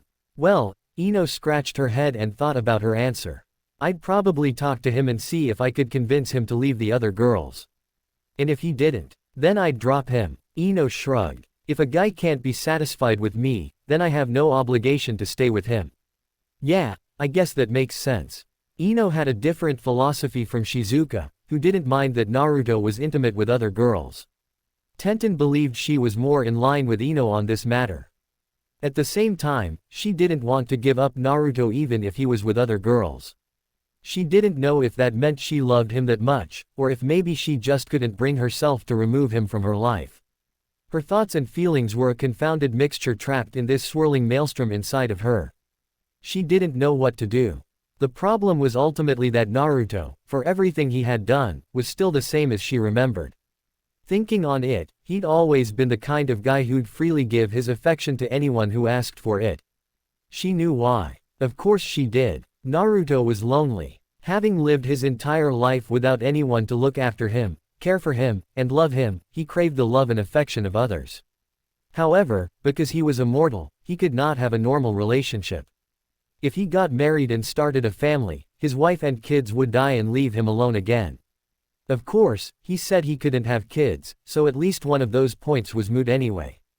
In either event, Naruto didn't want that to happen, but he still wanted to form intimate bonds. That was why he formed relationships with Shizuka and Temari. What kind of relationship do I want with him? Tenten didn't know, and the more she thought about it, the more it bugged her. So, Ino began, interrupting her thoughts. I'm guessing you love Naruto. That's why you're asking me about this, right? Tenten could feel her cheeks heating up like a furnace, pretty much letting Ino know that she'd hit the kunai on the hilt. The blonde girl grinned at getting it right. Meanwhile, Tenten tried to figure out what she should say. Well, yes. Her shoulders slumped, though the blush remained. I thought so. Nodding to herself, Ino wandered over to the wall and looked at the expansive forest spread out before them. It was pretty obvious you liked him, you and Yugito. I always wondered which one of you would end up with him. I'm surprised Shizuka ended getting to him before you two. Tenten grimaced. This girl didn't even know the half of it. She thought about telling Ino that Naruto was also sleeping with Temari as well, but something held her back, perhaps the knowledge that it wasn't her place to tell the other kunoichi about who else Naruto was sleeping with. Anyway, Ino continued as she stretched her arms above her head. Shouldn't you be thinking more about what you want to do instead of wondering about what other people want? Do you think so? Asked Tenten. Of course I think so. Ino looked at her like Tenten's question was stupid. I'm just one girl with my own opinions. I know plenty of people who don't mind being in a polyamorous relationship, but if you want something like that, you should definitely talk it out with Naruto and Shizuka. I've heard communication among partners is really important in a relationship like that. Tenten would have wondered how Ino knew so much about polyamory when she herself was monogamous, but then she remembered that Ino was a gossip, and the juicier the gossip was, the more likely she was to know about it. Ninja engaging in polyamory was definitely the juiciest of gossip someone like her could find. As she was thinking about everything she'd been told, a loud quaking made the wall shake. Ino screamed as she almost lost her balance. Tenten applied chakra to her feet, sticking in place. As the shaking subsided, she studied the area around her to see if she could find the source of that quaking. It wasn't hard. Bandit raid. We're under attack. Everyone. Defensive positions. Several small spheres sailed through the air and struck a building, detonating with explosive force. Plumes of fire and smoke rose into the air. Rubble rained onto the streets below. A threnody of screams rent the air, but fortunately, none of them were from the civilians, who had remained behind in the largest and safest of the three fortress sections. From where she stood, Tenten could see numerous kunoichi pouring from the village's center hill. More explosions echoed all around them. Smoke and flames appeared high over their heads as several sections of the village began burning. The Nadeshiko kunoichi darted across the roofs and between buildings as they rushed to defend their village. It looks like the bandits have returned, Ino said with a grimace. They worked faster than I thought they would. I didn't expect them for another few days. Whatever the case may be, let's help out. I'm with you. Ino leapt down from the wall and headed toward the nearest village entrance. There were only 4 entrances into the village, 2 on each of the smaller hills. These underground stairways were how the kunoichi of Nadeshiko no Sato left the village. Each stairway was reinforced with a door made of thick steel. However, it seemed the bandits had some manner of breaking through, for dozens of them were being disgorged from the entrance they went to. A chaotic battle was already taking place at the village entrance. Kunoichi clashed with bandits. In most cases, the bandits would have been easily pushed back, for there was no way simple thugs and criminals could contest with the jutsu and strength of ninja. Something was different. The kunoichi were being pushed back. A kunoichi on Tenten's left launched a fireball from her mouth, which struck the ground in front of several bandits and exploded. While the air pressure created from the explosion certainly knocked them down, none of them appeared injured, and they got back up and charged forward again. To the right, a young man engaged a kunoichi in a taijutsu battle. The kunoichi had lightning coating her hands as she launched a series of powerful punches, but when her hand connected with the man, the lightning dissipated. Before the shocked kunoichi could even figure out what was happening, the bandit knocked her unconscious with a strike to the head. "What is going on?" asked Ino with a surprised shriek. "I don't know, but something is definitely different than the last attack." Tenten looked at the bandits once more and noticed something. "I think their armor somehow absorbs chakra." "What? Really? Take a look." Whenever a jutsu hit one of the armored bandits, the jutsu would dissipate. What's more, streamers of chakra swirled inward like a vortex, getting sucked into a bright jewel that glowed as the chakra entered it. Tenten had never seen anything like it before, but it wasn't hard to figure out. "Everyone," she shouted, "don't attack using jutsu. They won't work. Stick with taijutsu." There was no telling how many kunoichi heard her words, but a few of them definitely did, for they stopped attacking with ninjutsu and began using purely taijutsu. The difference was unbelievable. Once the kunoichi attacked with simple hand-to-hand combat, the tide of battle began turning in their favor. Of course, several kunoichi were ninjutsu specialists and had no taijutsu skills. The bandits quickly dispatched them, knocking them unconscious and attempting to drag them off, but Tenten leapt through the air, unrolled 2 ninja scrolls, and went through a series of hand seals. "So Shoryu." After completing the necessary hand seals, the scrolls rose up from the ground and spun around each other. Smoke emitted from between them. It took the shape of a dragon. Tenten used the smoke as cover and leapt into the air, summoning several hundred kunai, which she unleashed in blindingly quick succession. No one could even see the kunai as she threw them. They were mere glimmers of light that traveled faster than even a skilled ninja could spot. The bandits might have been wearing special armor that gave them an edge, but they were still lowlifes. Her aim was impeccable, too. Blood spurted from numerous wounds as she tossed kunai at the joints in their armor. The neck, the shoulder, the thigh, armpits. She aimed at the bandits trying to carry away the unconscious kunoichi, striking them down before they could. A great cheer went up at Tenten's display of skill.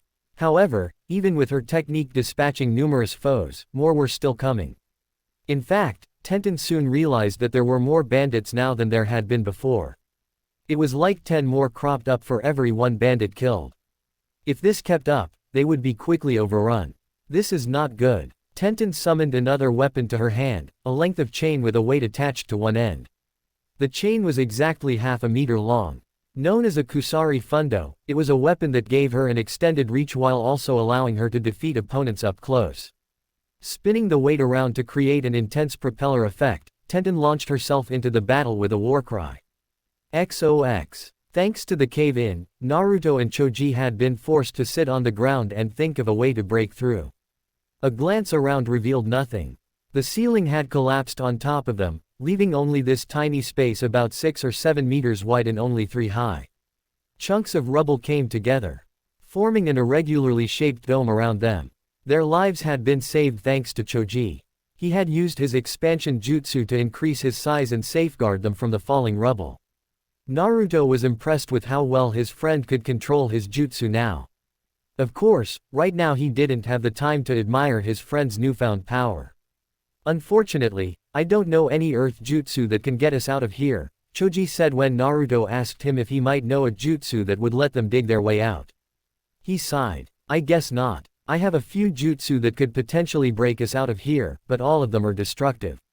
If I used one here, it might cause this place to collapse around our ears. Naruto sat cross-legged, his arms crossed and his whiskers stretching across his face as he frowned.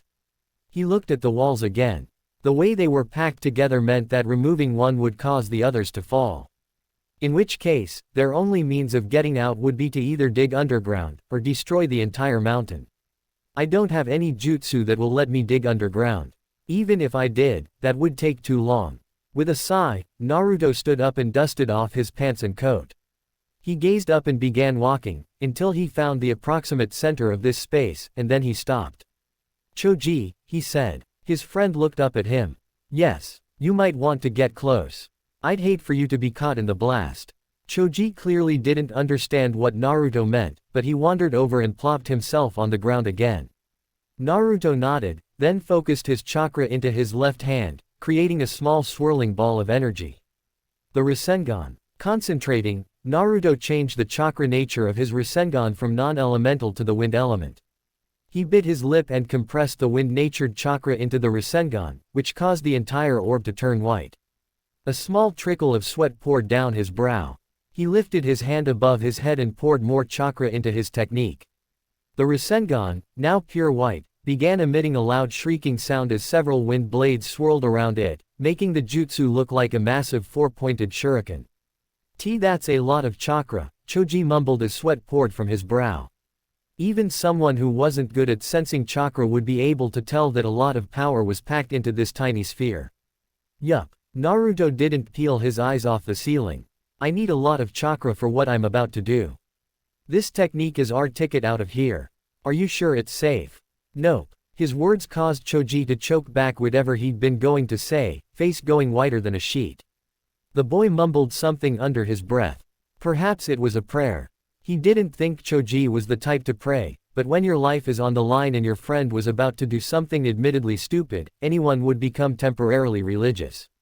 Taking a deep breath, Naruto bent his knees, counted down to 3, and then launched himself into the air. Futon. Rasenshuriken. The massive screech akin to a bell became accompanied by the rumbling of rocks being torn to shreds. Naruto didn't even meet with any resistance as his jutsu plunged into the rock. The 4 points of his technique sliced away everything in front of it like the rubble was made of paper.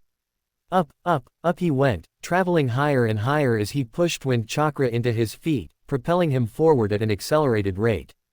Before Naruto knew it, he was floating high above the collapsed mountain. From the outside, it looked like the massive mountain had caved inward, evident by how it was the only mountain no longer standing while the rest of the range remained intact. Seeing the mountain with a bird's-eye view allowed Naruto to notice how the top had fallen in, while the sides of the mountain had been pushed out, creating what almost looked like a crater. Naruto let his technique dissipate now that he had no use for it. Landing on the edge of the hole, he peered down and found Choji looking out of the hole with bulging eyes and a gawking expression. Choji, he called down, think you can climb up? Yeah. Just give me a moment. Choji scrambled to his feet and leapt into the hole. Naruto's attack had created a hole wide enough that Choji could stand on the wall using chakra without having to stoop over. He raced up the tunnel and burst out of the hole, landing on his feet next to Naruto. The attack on Nadeshiko no Sato has probably already started, Naruto said to Choji.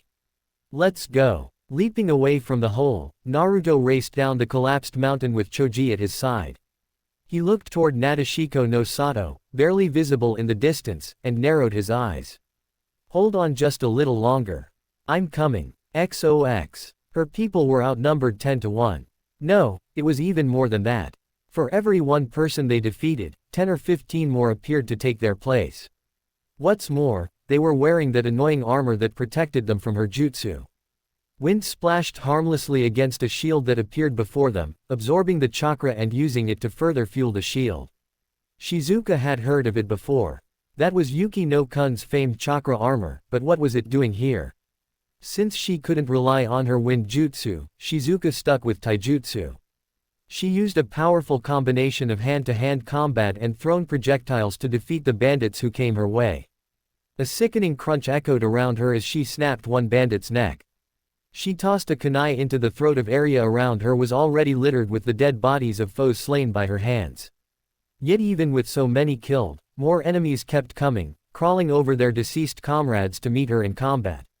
Do these people have a death wish? Shizuka wondered as she flowed around a thrust sword, then jabbed the tendons in the man's arm. As the now nerveless fingers dropped the sword, Shizuka scooped the weapon into her hands, twirled it around, and sliced her opponent's head clean off. As both body and head hit the ground with 2 thumps, Shizuka took a second to look around. The fighting was intense no matter where she looked, with her people battling against an overwhelming number of opponents. A kunoichi fought against 6 bandits in chakra armor on the roof. She was being overpowered. Another was trying to attack with a fire jutsu, but the technique merely splashed against a shield before it was absorbed by the armor. While she was stunned, several bandits came up behind her and knocked the girl out cold with a powerful strike to the head. There's too many of them. This was easily the largest assault on her village yet. The first one had been just Akuma, and it had seemed more like a probe, like he was testing their defenses and strength. After that had been the first assault with a large group of bandits, and then the third assault just last week. However, those second and third assaults were nothing compared to this one. It was like her home was being attacked by an army instead of a ragtag group of bandits. She didn't understand how there could even be this many attackers. Also, what happened to Naruto and Choji? They should have been traveling to Nami no Kuni. The location they had determined was the hideout for this group. Had they run into this massive army and been killed? Impossible. Naruto was the strongest person she knew. There was no way he could be killed, but if he hadn't been killed, what had happened to him? Shizuka was left with no time to ponder these thoughts. An explosion to her left made every thought flee from her mind as she turned her head. The wall to a building crumbled as something broke through it, traveling in an almost straight line through the air before its angle tilted, struck the ground, and rolled across the surface like a ragdoll. Shizuka gasped. What had come out of the wall wasn't an object. It was a person. Takiwa. Rushing toward her attendant's side, Shizuka knelt next to the woman, who wasn't moving so much as an inch. Her body was littered with wounds. The mesh armor she wore was torn, her bodysuit was destroyed, and what flesh could be seen poking through the ripped fabric was black and purple. Shizuka trembled at the sight. A low bass rumble emerged from the smoke that had been kicked up by the demolished building. Shizuka shifted her gaze as Akuma walked toward them. She was a lot weaker than I remember being, or maybe it's because she was fighting me on her own this time. How disappointing. I was expecting a better challenge, but I guess that was asking for too much. Shizuka stood up and stepped in front of the unconscious Takiwa, setting herself between her defeated attendant and this monstrous man. Akuma gazed at her with a blank stare. His red eyes were just as frightening now as she remembered them being. There were no emotions within those eyes, just a pure, unbridled desire to fight and kill. This person couldn't even be called a human. Those were the eyes of a demon. You are the one who fought me with that woman. Akuma narrowed his eyes. Yes, I remember now. You inflicted damage on me with that strange technique of yours, while the other one distracted me. He shifted his stance, sliding his feet apart, lowering his center of gravity, and bringing his hands into a combat-ready position. Will you put up a better fight than that one? Shizuka narrowed her eyes as she slid her feet along the ground. Every fiber in her body was screaming at her not to get close to this man, but she ignored it. As the strongest ninja in the village, she couldn't run from this fight. Summoning numerous kunai to her hands, Shizuka tossed them at Akuma with pinpoint accuracy. She aimed each kunai at his vital points. Neck, carotid artery, heart, liver, lungs. Akuma didn't even bother to evade. Shizuka gawked when her kunai struck Akuma's body and bounced off, clattering to the ground. His skin didn't even have a scratch from where her kunai struck. It was like his body was made of metal or stone. She remembered Akuma having a sturdy body from the previous battle. He had brushed aside many of her attacks with ease. Even so, she had not expected his skin to be so tough that kunai bounced right off. I hope that is not the extent of your power. Akuma growled. Fight me for real. Give me a challenge, or I will kill you. Shizuka felt a jolt of fear race down her spine, but she shoved it aside and burst forward in a sprint. Covering her hand in wind-natured chakra, she launched a power punch at Akuma, who finally saw fit to move, leaping to the left. A powerful shock wave was released from her fist. The ground around her broke apart, fissures spreading across the ground quickly. That is better, but it's still not enough, Akuma growled as he lowered his body and brought his arms toward his torso. A massive surge of chakra emitted from between his palms. Shizuka only had a second to realize the danger she was in. Go Hadoken. Leaping into the air, Shizuka barely avoided the massive blast of pure chakra that emerged from Akuma's palms. She could only gawk as the purplish chakra slammed into a building several meters away, exploding in a massive gout of energy that caused the entire thing to break apart. She was given no time to recover from her surprise. As she fell to the ground, Akuma met her, leaping into the air and extending his leg as he spun around. The leg caught fire. That was what it looked like at first, but Shizuka realized that it was actually another pure chakra technique. Tatsumaki Zenkayaku. A rushed series of hand seals was what saved Shizuka from having her ribs crushed by the powerful attack. Akuma's foot seemed to strike her body, but then she disappeared in a burst of smoke and a chunk of sediment took her place. The piece of debris blew apart underneath the powerful kick. Shizuka appeared behind Akuma, near the building that he and Takiwa had come through. Shunshin. Using the body flicker technique, Shizuka appeared directly above Akuma. As she descended, she covered her leg in vast amounts of chakra, enough that her leg started glowing light green. Take this. Nadeshiko Ryu Koha Senkaiguri. With her leg covered in wind chakra, her cutting power was maximized. She used the power of wind-natured chakra and gravity to land a solid falling kick that struck Akuma on his left shoulder. The dark-skinned man's knees buckled as the ground beneath him cratered.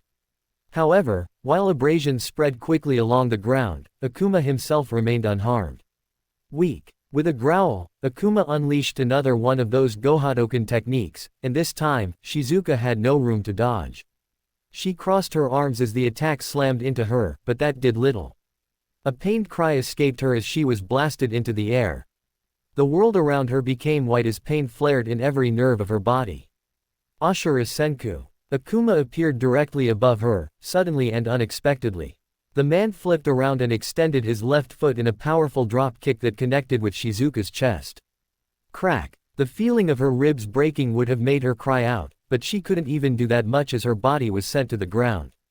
Her mind numbed with pain, Shizuka's consciousness faded in and out before the world leapt back into startling focus.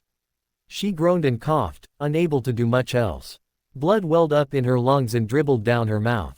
She must have punctured a lung.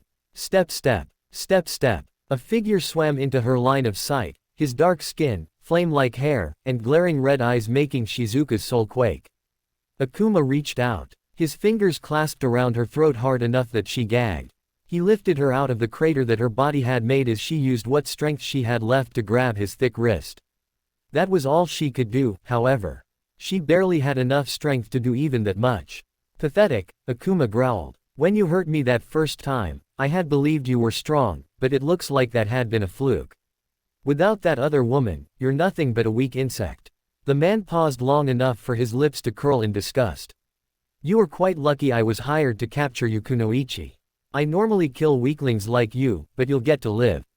HKK. Herc. Shizuka gasped and gurgled as Akuma's iron fingers tightened around her throat. Loud cracking sounds echoed around them. It felt like her throat was slowly being crushed. She tried to pry his fingers off, but she lacked the strength. What's more, her mind was slowly going dark from oxygen deprivation. Even as she continued to struggle, her body was becoming sluggish, and it wasn't long before her arms were dangling limply at her side as drool slowly leaked from her mouth. HMPH. Pathetic. Shizuka could feel her consciousness slipping, but she was still awake enough to hear his words. Tears slowly gathered in her eyes. She thought she had grown more powerful, that she had become stronger, but it was obvious to her now that the strength she had gained was paltry compared to some of the monsters out there. Her confidence in herself had been naive. I can't believe I was defeated so easily. I'm sorry, Naruto. It looks like I wasn't strong enough. The image of the blonde-haired, blue-eyed man entered her mind. Shizuka felt something inside of her ignite. Naruto was strong. She had trained alongside him for several months, witnessed his strength, and tried to emulate it. Shizuka remembered wanting that strength. To that end, she had practiced several new techniques, though none of them had been put to good use. Most of them weren't even finished. However, Shizuka gathered what little strength remained in her limbs. Her arms ached, but she pushed her body to its limit, raised her hands, and grabbed Akuma's wrist again. Kei Kazakiri. Shizuka choked out the name of her technique. Instantly, a powerful cutting wind sliced into Akuma's wrist. The man howled in surprise and pain as Shizuka fell to the ground. Akuma's hand was still wrapped around her throat, but she pried it off and began choking and gasping for her. Meanwhile, her opponent raised his arm and gazed at the stump where his hand had been. His eyes were wide with shock. It didn't last long, though, as a grin soon split his lips. An admirable job. It seems you do have some strength. He looked down at his hand, lying on the ground in front of Shizuka, who glared up at him as she gasped for air. I had not expected to find someone capable of cutting through my skin. I can only guess that you poured all of your chakra into that jutsu. You probably did the same last time when you broke my ribs. However, you're all out of chakra now, aren't you? Shizuka didn't want to admit that he was right, but even as she glared at Akuma, she knew he had seen through her. She'd used almost all of her chakra in that technique. She barely had enough to keep her body functioning. Akuma nodded. I thought so. You no longer have the chakra to fight me. That's too bad. I see potential in you. I'm tempted to let you go so you can train that potential and fight me again, but I have orders this time. Gnashing her teeth together, Shizuka struggled to stand up. Her limbs trembled. Her body shook. However, no matter how hard she pushed herself, she couldn't rise to her feet. Having already pushed her body beyond its natural limits, she no longer had any strength left. Damn it. Frustration boiled inside of her. Damn it. Was this all she could do? Damn it. Why was she so weak? As her self-loathing at her own inability to stand up consumed her, Akuma walked over, no doubt to knock her unconscious and take her back with the other captured kunoichi. She hated it. She hated that she couldn't do anything, that she would be letting this man capture her. Shizuka wanted to be strong enough that this kind of thing couldn't happen. If only I had trained harder. Regret. A wellspring of negative emotions and what-ifs welled up inside of her. If only she had done something a little different. If only she had trained a little harder. If only she had perfected the technique Naruto taught her. If only, if only, if only. You put up a good fight, Akuma said as he stopped in front of her. But now it's time to end this. Shizuka looked up as the man pulled back his fist. She tried to glare at him, but her vision was still fading. Even if he did nothing, she didn't think her consciousness would last much longer. You're right. It is time to end this. Just as her hope waned, a voice spoke up. Shizuka blinked as something orange suddenly appeared in front of her. She blinked again when she realized that what had appeared was a person, Naruto, who gave her a quick grin. Sorry I'm late, but you know, the hero always arrives at the last second, he told her, and then he spun around and delivered a crushing blow to Akuma's jaw. Senpuken. Akuma was lifted into the air by the powerful uppercut. This wasn't enough to defeat him, though. He spun around and landed on his feet several meters away, his jaw now bruised. Spitting out blood, Akuma stared at Naruto and grinned. So you escaped from the collapsed mountain. I planned on fighting you after I accomplished my mission, but this works too. Sorry, but I'm not the one who's going to be fighting you. Ignoring the dark-skinned devil, Naruto turned his head to gaze at Shizuka. His eyes were full of concern. You all right, Shizu? Naru, too, She tried to say she was okay, but that was when her strength finally failed her. Like a puppet without its strings, she fell forward, but Naruto quickly moved before she could hit the ground and caught her. Warmth engulfed her body. She vaguely recognized it, this feeling of warmth, as Naruto's arms wrapping around her. Shizuka took a deep breath. You're covered in sweat and dust, she murmured. Sorry. I had a mountain collapse on me and had to blast my way out, Naruto said. There was a rustling sound before something soft was pressed against her lips. It's a soldier pill. Can you eat it? Maybe. Despite expressing her reluctance, Shizuka opened her mouth and let Naruto push it inside. She closed her mouth and chewed. Then she swallowed. While the effects weren't immediate, it didn't take long for her fatigue to ebb and strength to return. She understood. The soldier pill was granting her a temporary boost in power by restoring her chakra. However, it was only temporary. She'd probably pass out once the pill ran its course. "Hey, Shizuka," Naruto began as he stared at Akuma, who wasn't moving from his spot. Perhaps it was his sense of honor, or maybe he just didn't want to ruin a good fight with a sneak attack. "Do you remember the technique I taught you?" I do," Shizuka mumbled as she slowly beelined to her feet. "Can you do it?" "Only sometimes, it requires a lot of chakra, so it usually fizzles out after a while," she admitted. Naruto nodded. "That pill should have temporarily restored all of your chakra. I want you to use that technique and hit Akuma with everything you have." "Oh okay." Shizuka honestly didn't know if she could do it, but Naruto spoke with so much confidence in her that she couldn't help but decide to try. He was trusting her. Beyond that, he was giving her a chance to protect her village and fellow kunoichi by being the person who delivered the finishing blow to this man. Naruto grinned before his lips fell into a frown and he glared at Akuma. "Hey, Akuma, if you can withstand Shizuka's next attack, I'll give you the battle you're craving so much." Akuma crossed his arms and frowned. "That's so. Then I'll gladly take her attack head on." "It's all on you," Naruto said. "Give him hell." Shizuka didn't want to waste what strength she had left, so she settled on a nod. Stepping past Naruto, she first began to walk toward Akuma, but then she soon picked up into a jog. Taking the replenished chakra, she directed it all toward her hand and forced it to begin spinning in multiple directions. While the orb that appeared in her hand was a bit smaller than Naruto's, the unmistakable form of a Rasengan soon appeared. Despite seeing the clear threat, Akuma did not move from his spot. He spread his feet apart, bent his knees, and tucked his elbows into his torso as the muscles in his stomach hardened. This idiot was really intending to take her attack head-on. Shizuka wasn't going to complain. Rasengan. Thrusting out her hand, Shizuka slammed her jutsu into Akuma's chest. Her attack hit dead center. Akuma gritted his teeth as his feet slid across the ground. He tried to stop himself from moving, but that only caused Shizuka's attack to drill into his body even more. She could see it. Her attack was grinding away his chest, peeling apart the skin and shredding his muscles. Blood splashed against her face as this idiotic man who only concerned himself with fighting strong opponents had his chest torn open until, finally, his strength failed him and his body began losing more ground. "Ha!" With a shout of her own, Shizuka sent the last remaining chakra she had into the Rasengan. A bright flash foretold the danger.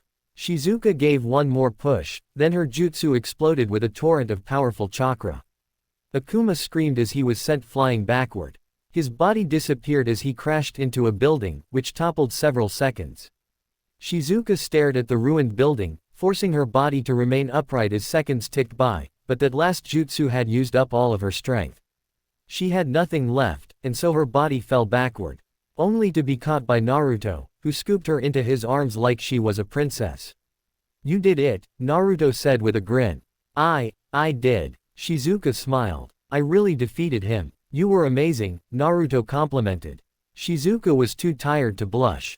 "Thank you." "Hey, Naruto." "Yeah, I'm tired." Naruto chuckled. "Get some sleep. My clones, team, and your fellow kunoichi are mopping up what's left of the bandits." What little strength she had left disappeared as Shizuka closed her eyes and fell asleep in Naruto's arms. XOX. Many of the bandits lost their will to fight immediately after the defeat of Akuma. After handing Shizuka off to one of his clones, who fled into the inner sanctuary, Naruto had taken Akuma's corpse and dragged it through the village, announcing that Akuma had been defeated, that they should give up, and that any bandit who laid down their arms would be spared. Very few actually laid down their arms, but many tried to flee. Naruto wouldn't let them. He took Tenten, Choji, Ino, and a squad of still-functioning Nadeshiko kunoichi and routed the bandits. It had been less of a fight and more of a wholesale slaughter. By the time they were done, not a single bandit had escaped. The cleanup had begun after their victory. Even if the victory was theirs, this was no time to rest on their laurels. Naruto created a couple hundred clones to take the bandit corpses out of Nadeshiko no Sato and cremate them. Meanwhile, Choji, Tenten, and Ino helped move and heal the wounded. Shizuka slept for the entire day due to a combination of her injuries and chakra exhaustion, which only happened because she'd poured basically all of her chakra into that last Rasengan. The soldier pill probably hadn't helped. Those tended to have an inverse effect and were only supposed to be used during emergencies.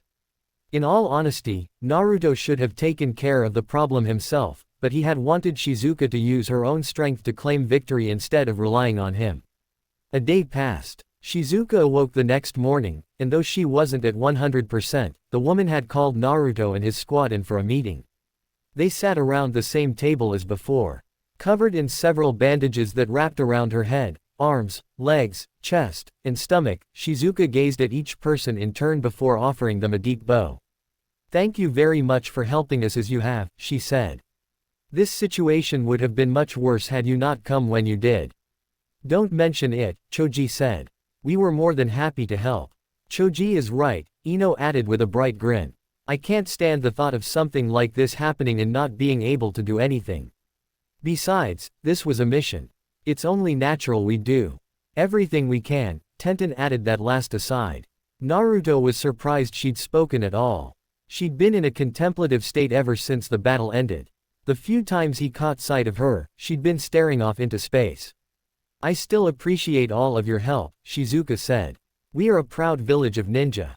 It is slightly shameful that we even needed help at all, but I am glad I was able to put aside my own pride and request your assistance."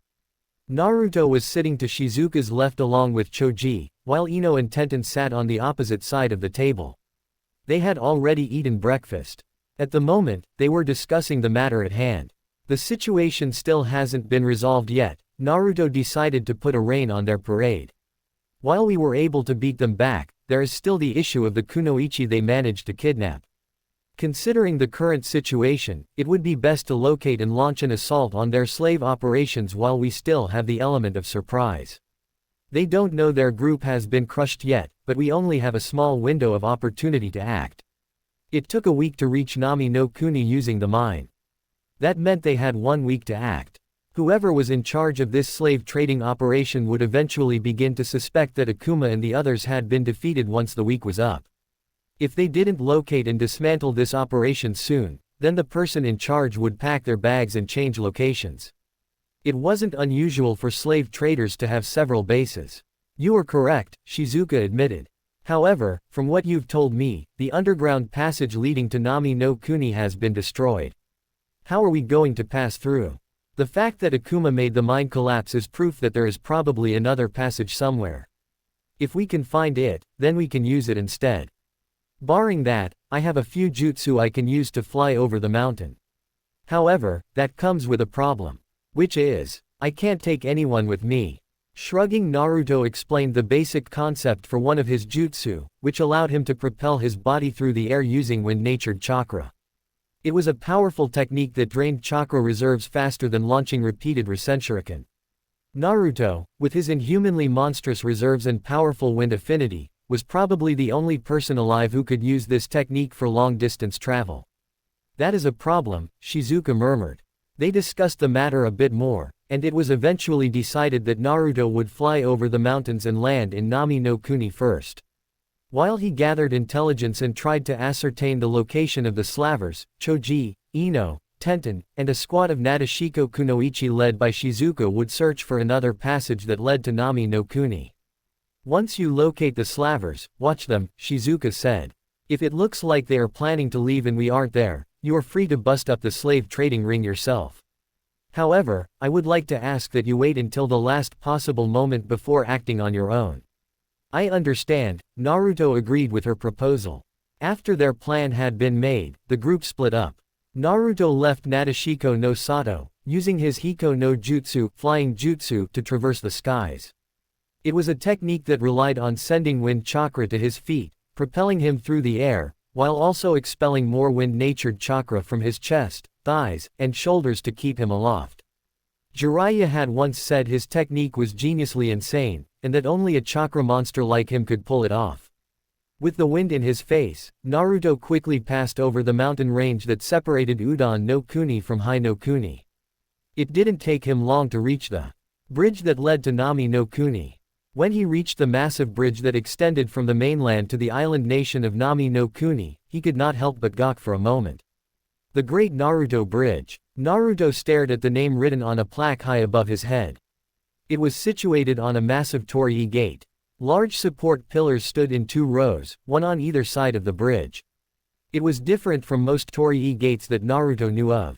Aside from the simple fact that it was marking the entrance of a bridge and not a shrine, the kasagi that the pillars were supporting was a massive, triangular structure made of stone. I can't believe they named the freaking bridge after me. A grin caused Naruto's lips to split as he stared at the plaque with the bridge name on it. How cool was it that someone had named a bridge after him?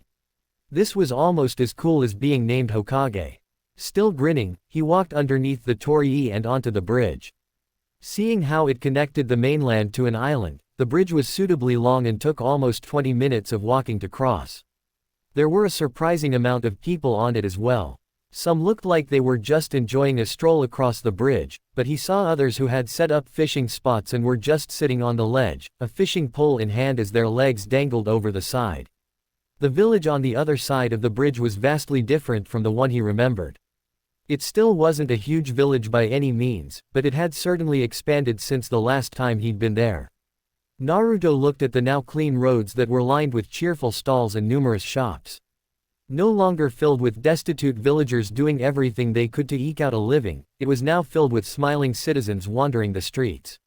Even the buildings themselves looked far better than they had the last time, no longer a patchwork of mismatched wooden panels and rusted tin roofing. Many of them now looked like proper buildings. A few were small, but he could also see some that were 2 and even 3 stories. A large tower sat on the main river, through which several boats traveled. That had not been around last time either. Naruto was not really sure where to begin his search. Since he didn't know who he should talk to, he decided first to speak with Tazuna. Unfortunately, the old bridge builder and his family appeared to have moved. They used to live on one of the river beds, their house located on a dock situated near a lake. Naruto had to ask around to discover that Tazuna and his family were now living in a larger house located within the city. He got directions from someone who recognized him, a villager who'd been present when Team 7 returned home after the bridge was complete. It didn't take him long to find the house. Wow. Whistling, Naruto looked at the 2-story home that appeared quite a bit nicer than the one he remembered. It looked brand new. The roof was a lovely shade of red, and the off-white walls seemed somehow sturdier than the ones from the old house. A garden sat out front. There was no fence, but Tazuna probably felt they didn't need one. Walking up to the front door, Naruto knocked several times and waited. "Be right there," a female voice called out. The sound of thumping feet followed, growing louder before they stopped in front of the door, which opened several seconds later to reveal a beautiful middle-aged woman with dark blue hair. "Yes, who is, Naruto? Is that you? Heya, Tsunami." Naruto grinned. "How ya doing?" Naruto wasn't sure what he expected when he randomly appeared at this house, but the woman dragging him into a hug was not it. He was so shocked that he actually couldn't hug back. "It's good to see you," Tsunami said, with a bright smile. "Come on in, I'll make you some snacks." "Oh, thank you." While Naruto could have declined, he had no real reason to, and he was here to meet with Tazuna anyway. He followed the woman inside. Taking off his shinobi sandals, he padded barefoot along the wooden panels as Tsunami led him into a fully furnished living room. It really was a nice place. They even had multiple couches and a coffee table. "Please have a seat while I go fetch some tea and snacks." Oh, yeah. Okay. With nothing better to do, Naruto sat down on a comfortable couch with blue upholstery and looked around. A lot of pictures hung from the wall. Naruto recognized a few of them, including the picture with Kaiza, Tsunami's deceased husband. However, there were also pictures of Team 7, several with Tazuna and his buddies, and a lot more with Inari. A little ways off was also a bookshelf, which had several books on architecture. "Sorry for the wait." Tsunami came out several moments later with a silver tray in her hands. She set the tray down, showing that it had a cup of tea, a kettle, and a plate of rice crackers. The dark-haired woman poured the hot tea into the cup, and set both the cup and plate in front of Naruto. "Here are your snacks and tea." "Thank you. You really didn't have to go through all this trouble." Naruto smiled as he took the cup in hand and sipped. It was hot, but his tongue was incapable of getting burned. "What are you talking about? It's not trouble at all." Tsunami's beaming smile was brighter than anything he'd seen from this woman. It looked as though life had treated her incredibly well after he and the rest of Team 7 had left. Still, I'm surprised to see you. I had no idea you'd be visiting. Naruto hid his grimace behind a sardonic grin. To be honest, I didn't either. Inari will be really happy to see you. Speaking of, where are Inari and old man Tazuna? Oh, they're currently working. Now that she had given her guest something to munch on and drink, Tsunami sat down on the opposite couch, smoothed out her dark skirt, and began talking again.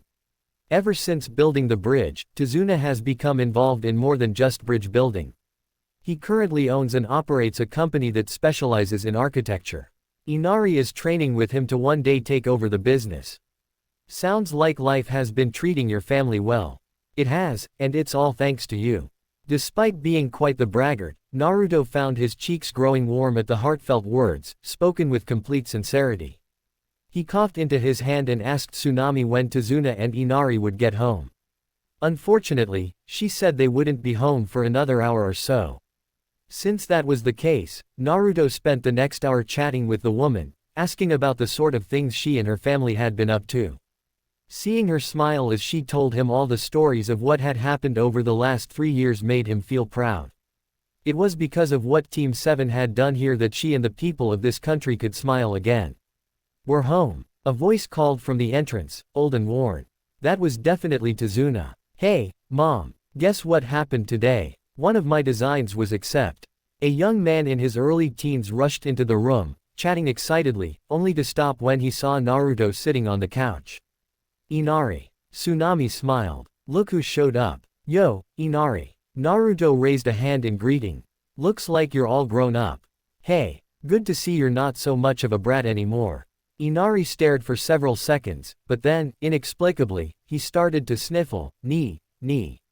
Oh, boy. Ni-chan. If Naruto's danger senses hadn't gone off, he would have been unprepared for the flying glomp by the tearful boy. Grinning, he patted Inari on the head as Tazuna came into the room. What's with all that shouting, Inari? Someone come, well, I'll be damned. Tazuna looked the same as ever. His beard and hair were completely gray, and he had several more wrinkles than before, but his body still looked sturdy. He had thick arms and legs, broad shoulders, and a gut stretching his white shirt. The glasses sitting on the bridge of his nose looked new. His clothing was nicer than Naruto remembered, but that was natural considering his position in the village now. Sup, Tazuna. Naruto Uzumaki. Tazuna grinned as he walked into the room and sat down. It's been a long time. What are you doing here? I wish I could say I dropped by for a visit, but I'm actually here on some pretty serious business, Naruto admitted, and thus he explained to the small family of 3 why he'd come to Nami no Kuni. He told them about the attack on Nadeshiko no Sato, how several kunoichi had been kidnapped, and how they had discovered the slavers were using a mine that went through the mountain range to reach the high no Kuni and Nami. By the time he finished, the faces of Inari, Tazuna, and Tsunami had gone suitably pale. You don't really think there's someone in the slave trading business here, do you? Tazuna asked. I mean, surely after what happened with Gato, no one would be stupid enough to try something like that. Actually, I believe it is specifically because of what happened with Gato that this person, whoever they are, decided to set up shop here. Naruto grabbed a rice cracker and bit into it. Rice crackers were fairly bland, but the light amount of salt from it complemented the green tea. Ever since Gato's demise, this land has been prosperous, and with a prosperous land comes numerous opportunities. It would be very easy for a person to hide their more sinister business practices behind a legitimate business, especially if the person in question is seen as someone trustworthy. His words sent a wave of shock and denial rippling through the trio. Inari looked like someone had punched him in the gut, while Tazuna's face had gone pale and stiff. Tsunami was hiding her mouth behind the tray she'd used to carry his tea and snacks. Finally, Tazuna ran a hand through his hair and sighed. I don't know what to say. I mean, we've been doing so well here, and nothing bad has happened since the bridge was built. I can't think of anyone who would begin trafficking slaves through here, except maybe. Do you have someone you know who might be responsible? Asked Naruto when Tazuna trailed off. Not necessarily, but there is someone who managed to take control over Gato's old shipping business. Unlike Gato, this man was a strong supporter of the bridge and has helped our economy expand. While we trade with the mainland using the bridge, he uses this place as an outpost to trade with countries far away. Thanks to him, we've had business deals with countries like the former Yuki no Kuni, Mizu no Kuni, Sora no Kuni, Tori, Oni. The man ticked off a large number of countries located on the smaller continent located across the Kaikoku Sea. It really did sound like this man was doing a great job at bringing prosperity to this village. At the same time, that made Naruto even more suspicious. Call him a cynic, but he didn't trust this businessman. Who is this man? Asked Naruto. Tazuna hesitated for a moment, but then, with seemingly great reluctance, he answered. His name is Kato, and he's the owner of the newly renamed Nami Shipping Corporation. XOX. Nami Shipping Corporation was the renamed Gato Shipping Corporation. After Gato's death, the company had been in disarray, with the numerous underlings who worked in various departments across the elemental nations fighting to control the company. Thanks to that, quite a few of the company's larger operations had broken down entirely and were no longer operating. According to Tazuna, Kato was one of the few people who'd managed to reclaim a piece of Gato's original shipping company. He'd arrived on Nami no Kuni and negotiated shipping rights with the people of this island nation. They'd been distrustful at first, but Kato had told them he would allow them to create a contract themselves so he couldn't swindle them. Since then, Kato had turned a once-defunct company into a massive shipping corporation that sold goods all across the Kaikoku Sea using Nami no Kuni as his corporate headquarters. Even with the bridge, Nami no Kuni was still situated along the numerous trade routes that many trading vessels used. Kato had used this to his advantage. Not only had he remade the company, now newly named, great again, but he did so in such a way that the people of Nami no Kuni also prospered. It was genius. And that was why Naruto didn't trust him. Nami Shipping Corporation was located on the docks, a massive dock made of cement and brick instead of wood. A large number of ships were currently docked in several stations. There was everything from large cargo freighters to smaller passenger ships. Quite a few giant cargo crates were stacked against each other a little ways off. A massive crane was picking them up and setting them onto a ship that would no doubt set sail soon. Naruto had come to this place without disguising himself. He'd thought about sneaking around, but he actually believed the best method of getting the information he needed was to be upfront and honest. It would throw Kato off guard. The headquarters building loomed before him, a 4-story complex that was longer than it was wide, stretching across the dock like a massive snake. Made of cement, the industrious feel of the building made Naruto somewhat unnerved. He was so used to buildings being made in a more traditional style of architecture. He entered the building, which bustled with activity. Wandering past a pair of dock workers, he strolled across the tiled floor of what seemed like a lobby, though it was far too big for that in his mind. What did they need all this space for? Like most business, this place had a front desk, which could be used for inquiries. The woman behind the desk was a pretty gal with brown hair, dark skin, and a bright smile. As Naruto stepped up to her, she greeted him with a friendly and cheerful demeanor. "Hello, good sir. How may I help you today? Is it possible to speak with Kato at all? Do you have an appointment?" "I'm afraid not." The woman's smile became slightly fixed. "I apologize, but Kato is an incredibly busy man, so unless you have an appointment, I'm not sure if he'll have the time to see you. In fact, I believe he's currently doing an inspection of our docking facilities, which often takes hours, so even he was inclined to meet, he wouldn't be able to do so right now." Naruto could tell this woman wasn't lying. More than likely, this woman worked for the legitimate side of this company and knew nothing about what was going on behind the scenes. Well, that was if Naruto turned out to be correct about what Kato was really up to. "That's so. Is it possible for you to get in touch with him?" "Well, we do have a method of getting in touch with him, yes." "Then could you please tell him that Naruto Uzumaki would like to speak with him sometime soon."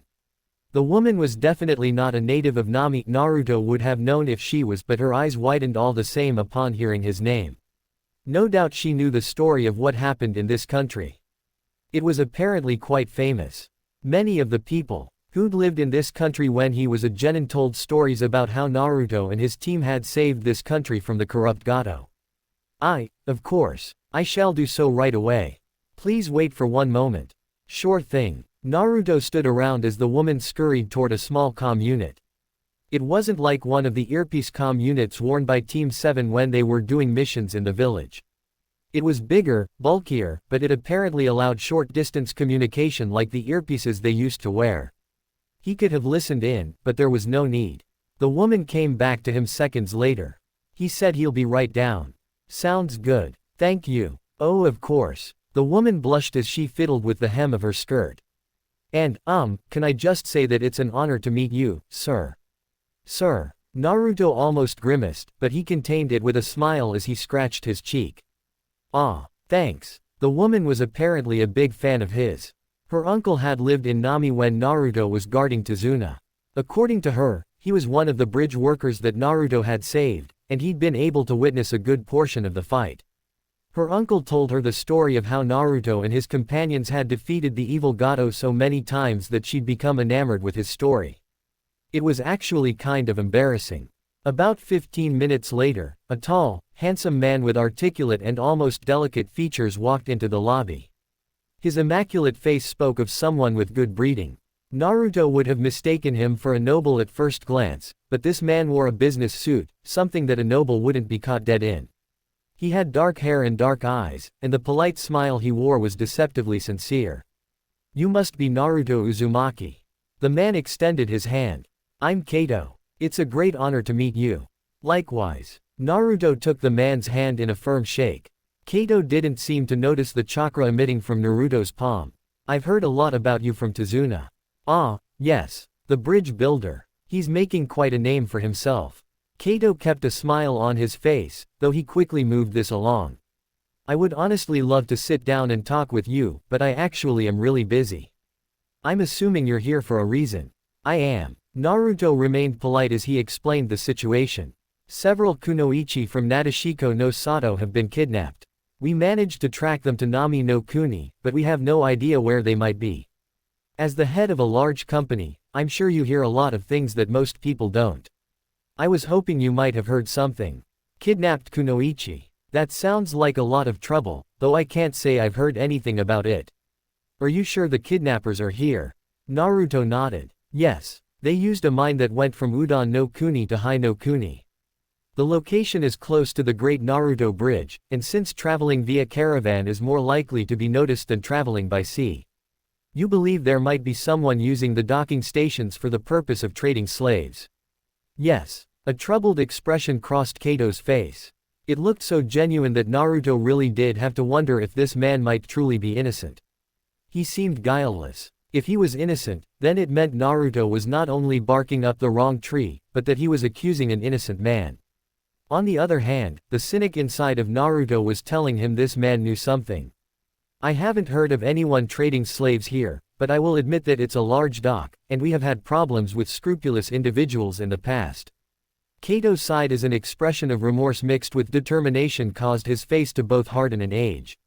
He looked like a man carrying the world on his back. I don't know what I can do, but I promise to look into this and inform you of anything I find out. Would Tazuna's house be a good place to reach you? Yes, that would be fine, Naruto said. Okay. I'll be sure to let you know if I uncover anything. Thank you. After giving Kato one last handshake and secretly placing a tracking seal on the businessman, Naruto left the docks.